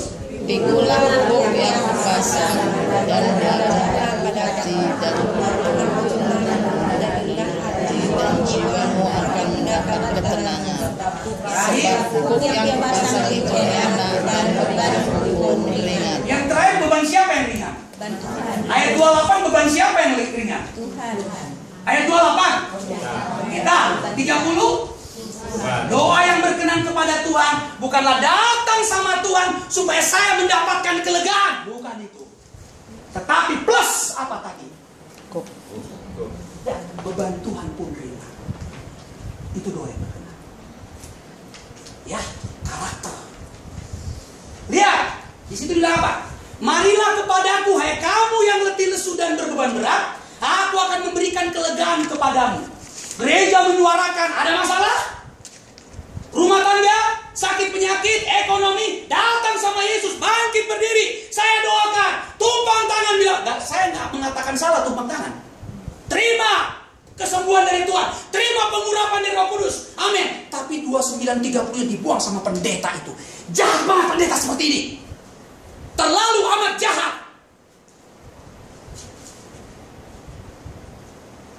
Lihat 28, 29:30 ini kemana ini? Nggak pernah dibahas dalam KKR. Kenapa? Karena setan tahu manusia lebih suka 28. Karena setan mantan malaikat. Dia pintar potong-potong ayat. Dia pintar buang-buang ayat. Mana yang manusia sukai, itu yang disodor-sodorin sama pendeta-pendeta. Yang gak disukai manusia, dibutakan matanya. Yang celaka, sudah dibukakan Tuhan, mengeraskan hati lagi. Mengerikan. Ayat 29 bilang apa? Aku yang dipasang dan belajar kepadaku.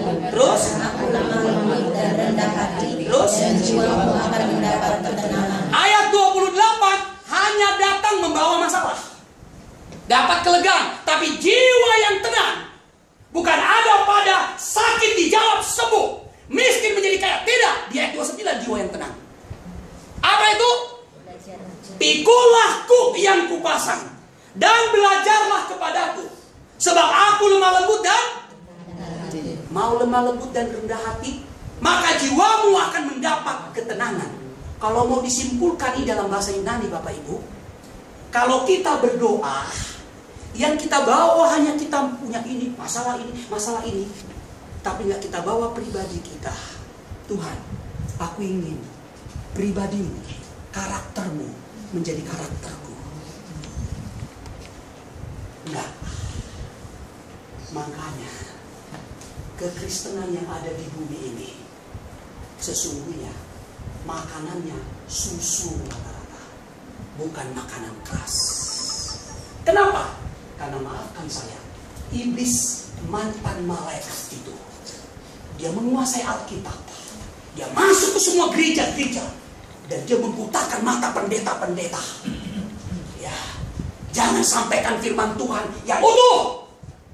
Sampaikan firman Tuhan penggalan-penggalan.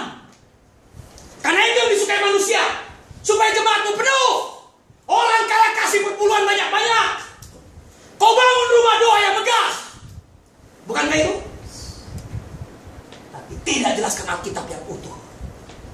Dan itu berbahaya. Saya tidak anti dengan rumah doa yang megah. Saya tidak anti dengan gereja yang megah. Tapi bukan itu tujuan utama Yesus datang ke dunia ini.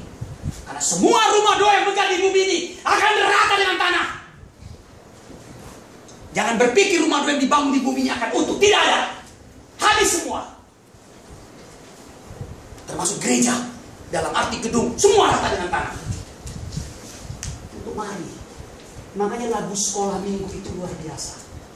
Ya. Bukalah pintunya, lihat di dalamnya, gereja adalah orangnya, bukan gedungnya. Ini enggak, kalau mau gereja, mereknya apa ya? Yang khotbah lucu enggak ya? Yang khotbah itu mengerti pergumulan saya enggak ya?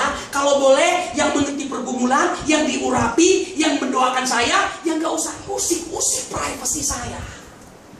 Nggak usah usik-usik pribadi saya. Padahal Alkitab dengan tegas ditulis untuk mengusik pribadi Bapak Ibu dan pribadi saya. Kalau nggak mau diusik, nggak usah baca Alkitab, nggak usah belajar Alkitab, nggak usah dengar khotbah. Karena kita semua orang berdosa. Yesus menebus pribadi kita dari keterikatan dosa, bukan menebus kita untuk kita maaf. Itu tadi semua berkat-berkat yang kita mau minta. Aduh, mengerikan sekali. Sangat mengerikan. Yang diminta karunia-karunia Roh Kudus kan? Itu kan tuh itu diminta kan datang sama Tuhan. bukan yang diminta Tuhan. Pribadiku Tuhan. Ya. Lihatlah 1 Korintus 13 berulang-ulang saya sampaikan. Sekalipun aku memiliki seluruh karunia, itu seluruh loh. Bapak Ibu boleh daftarkan semua karunia apapun yang Bapak Ibu mau, daftarkan di situ. Lalu Bapak Ibu memiliki itu tanpa kasih, nggak ada artinya. Artinya masuk neraka kok. 1 Yohanes 4:8 katakan apa? Barang siapa tidak mengasihi, ia tidak mengenal Allah. Sebab Allah adalah kasih. Orang yang nggak mengenal Allah bisa masuk surga. Di situ kasih bicara apa? Karakter, perilaku. Apa katanya? Kasih itu sabar. Sabar itu karakter, Bapak Ibu. Bukan Sabarudin Sebuah. Itu teman saya orang Nias namanya Sabarudin Sebuah. Nama saya juga dulu Sabarudin. Cuman karena nggak sabar-sabar mama papa saya, dan diganti namanya jadi Antoni dulu nama saya. Tony. Lalu waktu SD bikin Antoni. Waktu mau lulus, saya mulai mikir kurang keren Antoni, pakai us belakangnya, us. Antonius jadi Antonius. Saya kan belum punya akta lahir dulu. Baru akta lahir saya kan dibuat di Jakarta, akta lahir itu pun dibuat waktu mau nikah. Bikin akta kelahiran, jadi lahir di kampung. Gimana mau daftar kelahiran? Antonius ya. Saya buka Webster. Apa arti Antonius? Di luar dugaan saya. Ya, nama Antonius itu sesuai dengan panggilan saya. Arti Antonius, saya buka Webster. Ya, dalam bahasa Latin, Antonius itu memiliki makna seorang yang menjaga perkakas rumah Tuhan supaya tetap benar. Aduh, saya nangis. Dulu saya nggak ngerti arti nama saya. Aduh, saya merinding. Oh, bahasa Latin nama saya itu artinya ternyata kok bisa, saya merinding nih, bisa sesuai dengan panggilan hidup saya. Menjaga rumah Tuhan, perkakas-perkakas yang dipakai di rumah Tuhan supaya tetap benar. Termasuk di situ perkakas para hamba Tuhan yang termasuk. Aduh, saya pikir Tuhan, saya nggak pernah menduga nama saya punya makna seperti itu. Walaupun ada juga sekolah Santo Antonius, ada. Ya, di Jakarta ada namanya Santo Antonius. Ada juga rumah sakit Santo Antonius. Tapi nggak akan ada STT Antonius. Dan nggak akan ada Antonius Ministry. Yang ada Amar Baik Ministry. Walaupun kalau mau dipaksakan Antonius, ya kan? Hanya kan Antonius kalau mau dipaksakan, tapi nggak usah. Alerogoris itu nggak ada hubungannya. Ya, jadi sekali lagi itu, jadi jangan kita sampai berdoa itu seperti itu, ya. Ya tadi ya, pikulah kuk yang kupasang dan belajarlah kepada aku, sebab aku lemah lembut dan rendah hati. Kalau kita selidiki nanti dari bahasa Yunani, untuk menjadi orang yang lemah lembut dan rendah hati, karena itu kunci untuk masuk surga, Bapak Ibu. Rendah hati itu kata kunci. Malaikat kemudian dihukum Tuhan jadi setan apa? Karena rendah hati, sombong. Karena dia mau bangga, mau menyatakan wah sama orang Kristen dalam doanya mau bangga. Itu anak setan loh itu. Ya, mau bangga yang salah maksud saya. Mau bangga untuk dirinya. Bapak Ibu, saya kalau belajar lembaga-lembaga rohani di dunia ini, saya terkadang takut. Itu membuat saya juga takut mendirikan lembaga sesungguhnya, jujur aja. Karena waktu kecil masih bagus, makin gede bicara aset kan. Lama-lama ya aset jadi milik pribadi, mana ada ya aset jadi milik pribadi. Itu terjadi oleh gereja-gereja. Bikin gereja gede, milik pribadi. Anaknya nggak pendeta pun, begitu pensiun bapaknya, anaknya dipaksa jadi pendeta. Kalau nggak itu warisan kemana nak? Akhirnya nggak diperlengkapi kan? Jadi lagi pendeta. Oh saya tahu itu. Saya pernah dulu kenal seorang pemuda. Dia lulusan sarjana master musik gerejawi dari Singapura. Pinter banget, hebat musiknya. Dia mengajar paduan suara segala hebat. Bapaknya itu pendeta dari salah satu gereja. Lalu sakit keras.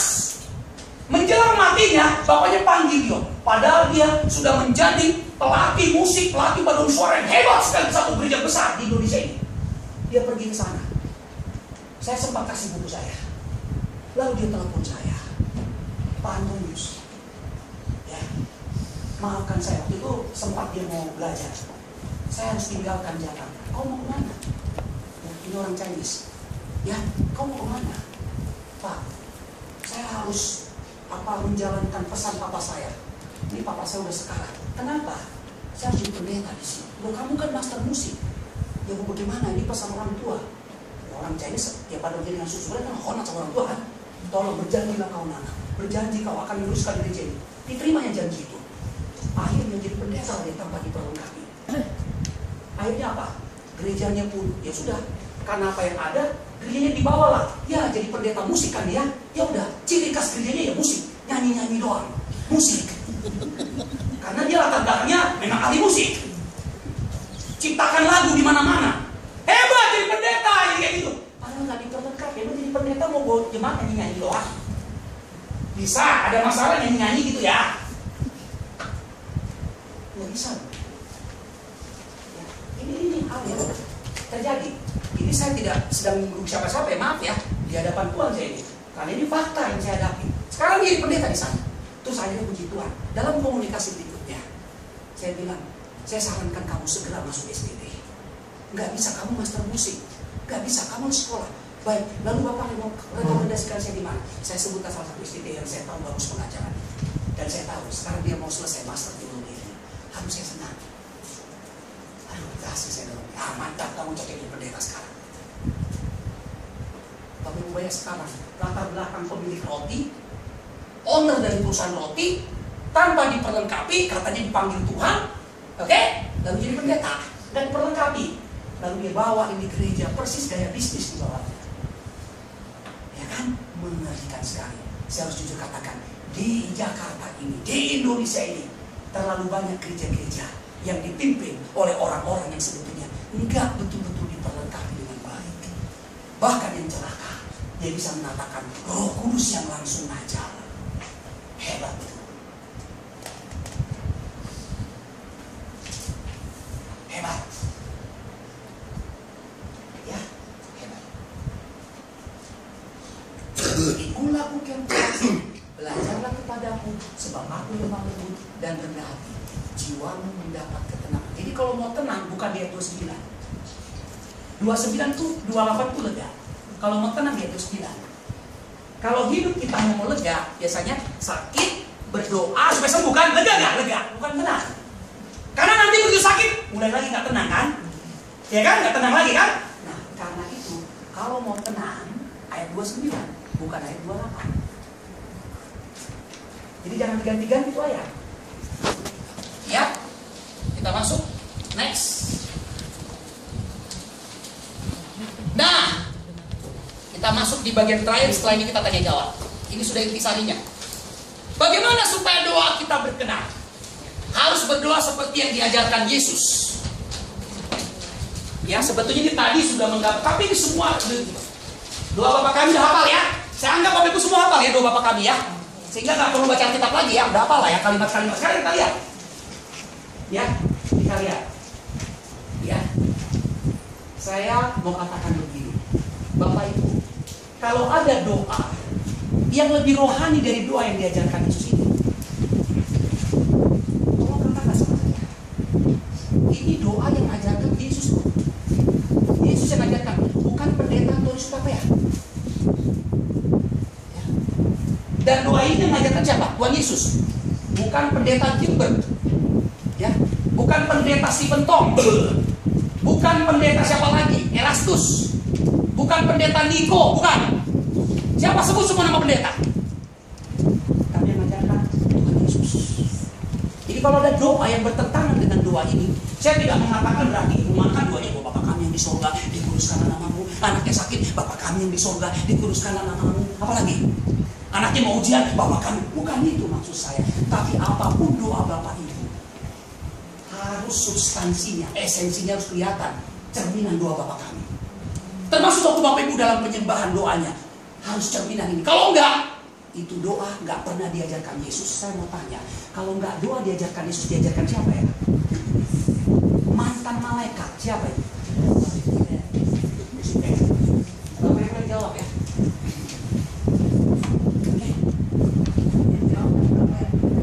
Ya betul. Ya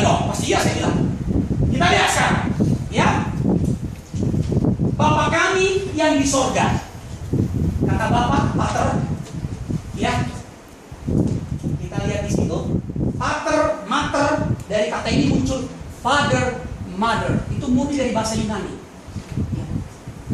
Banyak istilah-istilah dalam bahasa Inggris itu diambilnya dari bahasa Yunani. Makanya kadang-kadang terjemahan bahasa Inggris itu nggak tepat menerjemahkan bahasa Yunani.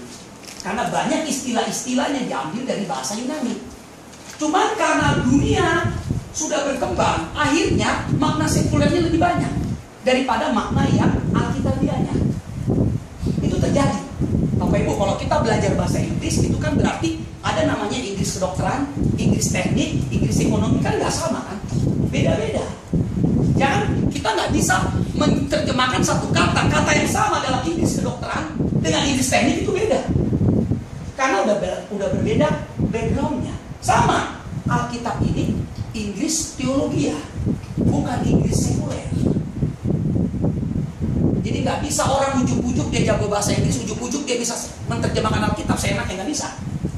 Karena bahasa aslinya Alkitab bukan bahasa Inggris, tapi bahasa Ibrani, Yunani.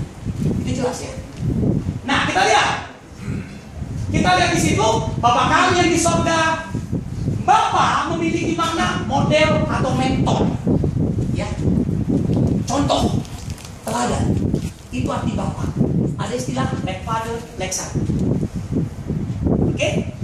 Makanya Yohanes 4:44 katakan, kalau kamu tidak hidup seperti kelakuan Bapa, maka iblislah Bapamu. Itu nggak main-main, Bapak. Iblislah Bapakmu. Doa boleh seperti anak Tuhan, tapi kalau kelakuan nggak seperti anak Tuhan, sebetulnya Bapaknya iblis, bukan Tuhan. Ya. Kalau gayanya orang Batak ngomong memang begini, Bapak. Ya.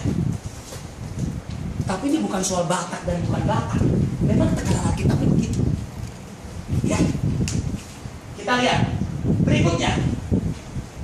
Ungkapan Bapa hanya boleh digunakan oleh seseorang yang telah berstatus anak Tuhan atau hidup dipimpin oleh Roh. Ini 2 ayat, bukan saya ngomong. Boleh baca satunya itu, Roma itu deh. Roma 8 ayat 15. Yuk baca, bersuara.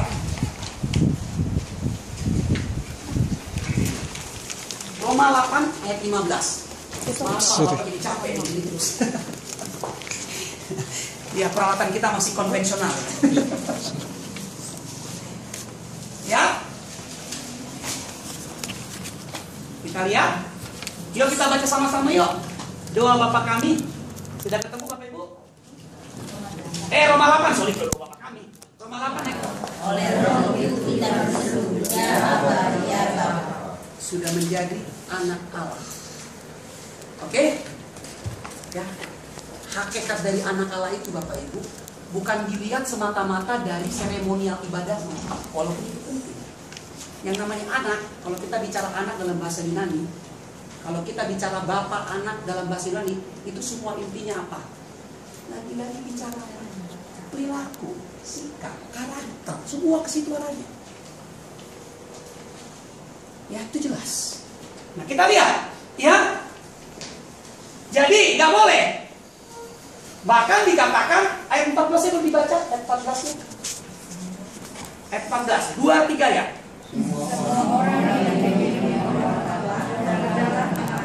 Boleh ditambahkan ayat 14, jadi 14, 15. Jadi kita lihat, dibilang apa? Semua orang yang dipimpin oleh Roh Allah. Jadi kalau nggak dipimpin Roh Allah berarti bukan anak Allah dong.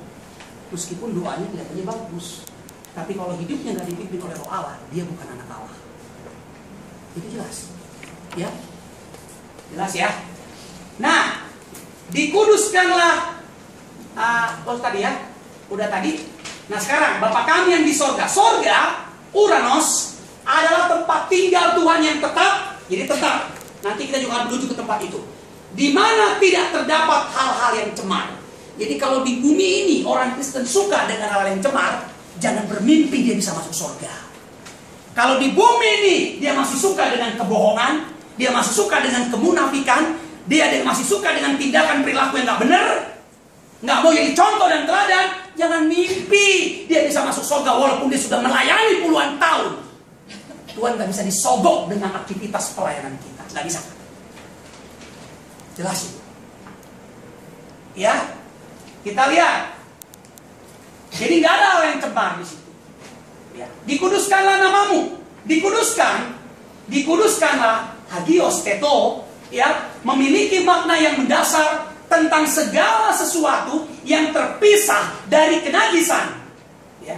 Jadi apa? Itu arti kudus, terpisah. Apapun itu, sekecil apapun.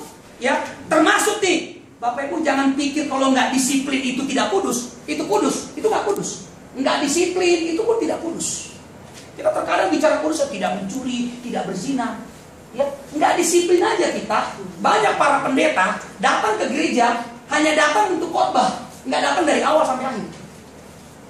Itu udah nggak kudus loh. Jangan pikir itu kudus, nggak kudus itu. Terlambat. Oh, jangan pikir itu kudus. Ya, kecuali hal yang emergensi banget ya.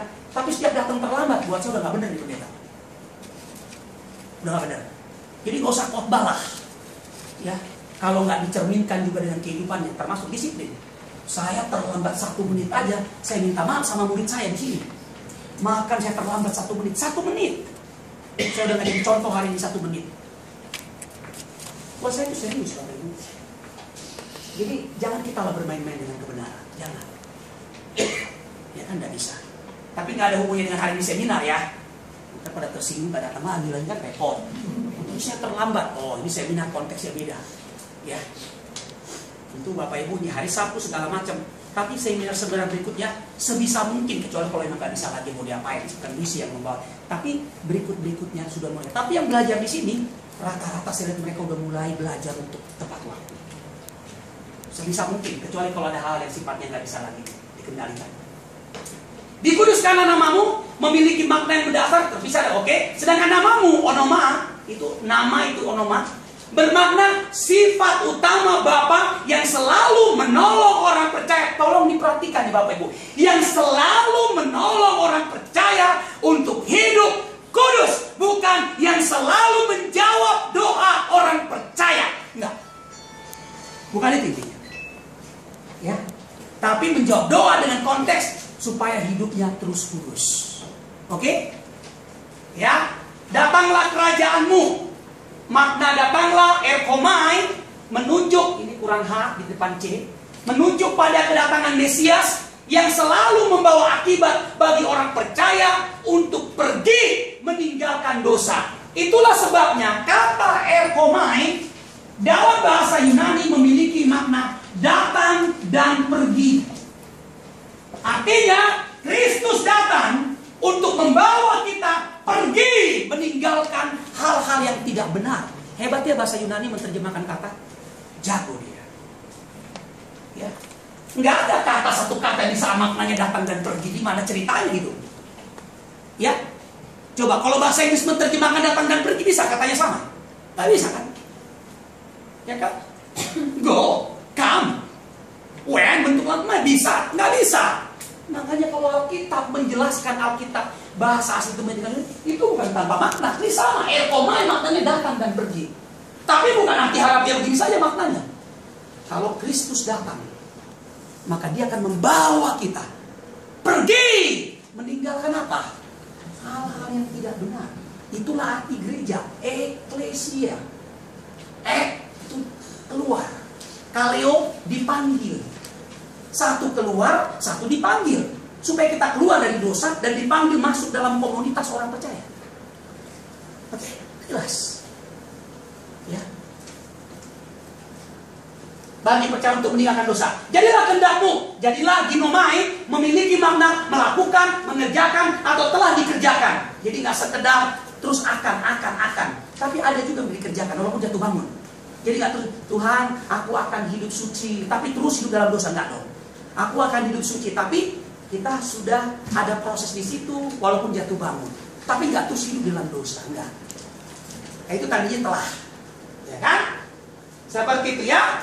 Percaya telah ya, memiliki makna telah. Sedangkan kehendak telema itu menunjuk pada watak, kesenangan atau gairah. Pada apa? Nah, bukan pada kebutuhan. Kebenaran. Karena kebutuhan kita yang paling utama itu kebenaran. Itu kebutuhan yang mendasar. Supaya kita selamat, kan kita harus dibenarkan.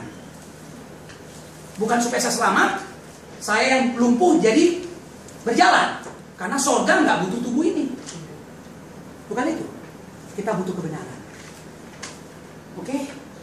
Seperti itu. Jadi jelas itu kesenangan atau gairah pada kebenaran. Next. Di bumi seperti di sorga, bumi gas. Ya, bumi bisa diterjemahkan ada kosmos, ada gas. Gas artinya lebih banyak positifnya. Di bumi, ini berbicarakan bumi tempat tinggal kita sekarang. Sedangkan sorga adalah, tadi sorga dari atas sudah diterjemahkan ya, Uranus tadi. Sedangkan sorga adalah tempat tinggal Tuhan yang tidak terdapat lagi kecemaran. Jadi maksudnya, jadilah kehendakmu tadi ya, di bumi seperti di sorga. Jadi Bapak Ibu, jangan berpikir tuh sorga itu hanya bicara nanti. Tetapi Tuhan mau kerajaan sorga itu juga bisa kita rasakan di bumi. Jadi bukan bicara nanti, enggak. Walaupun surga dalam arti itu, tapi di bumi ini sorga itu hadir. Kenapa? Dia Immanuel. Kalau Tuhan hadir, maka representatifnya hadir. Maka sorga itu hadir di situ. Ya, kita rasakan. Sorga itu juga termasuk keadaan damai, sukacita yang tak terkatakan, yang bukan karena sikon, bukan. Itu sorga.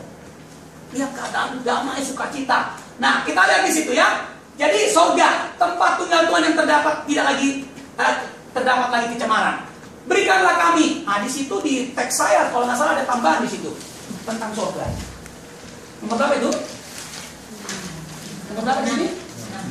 Nah, ada tambahan kan? Ya.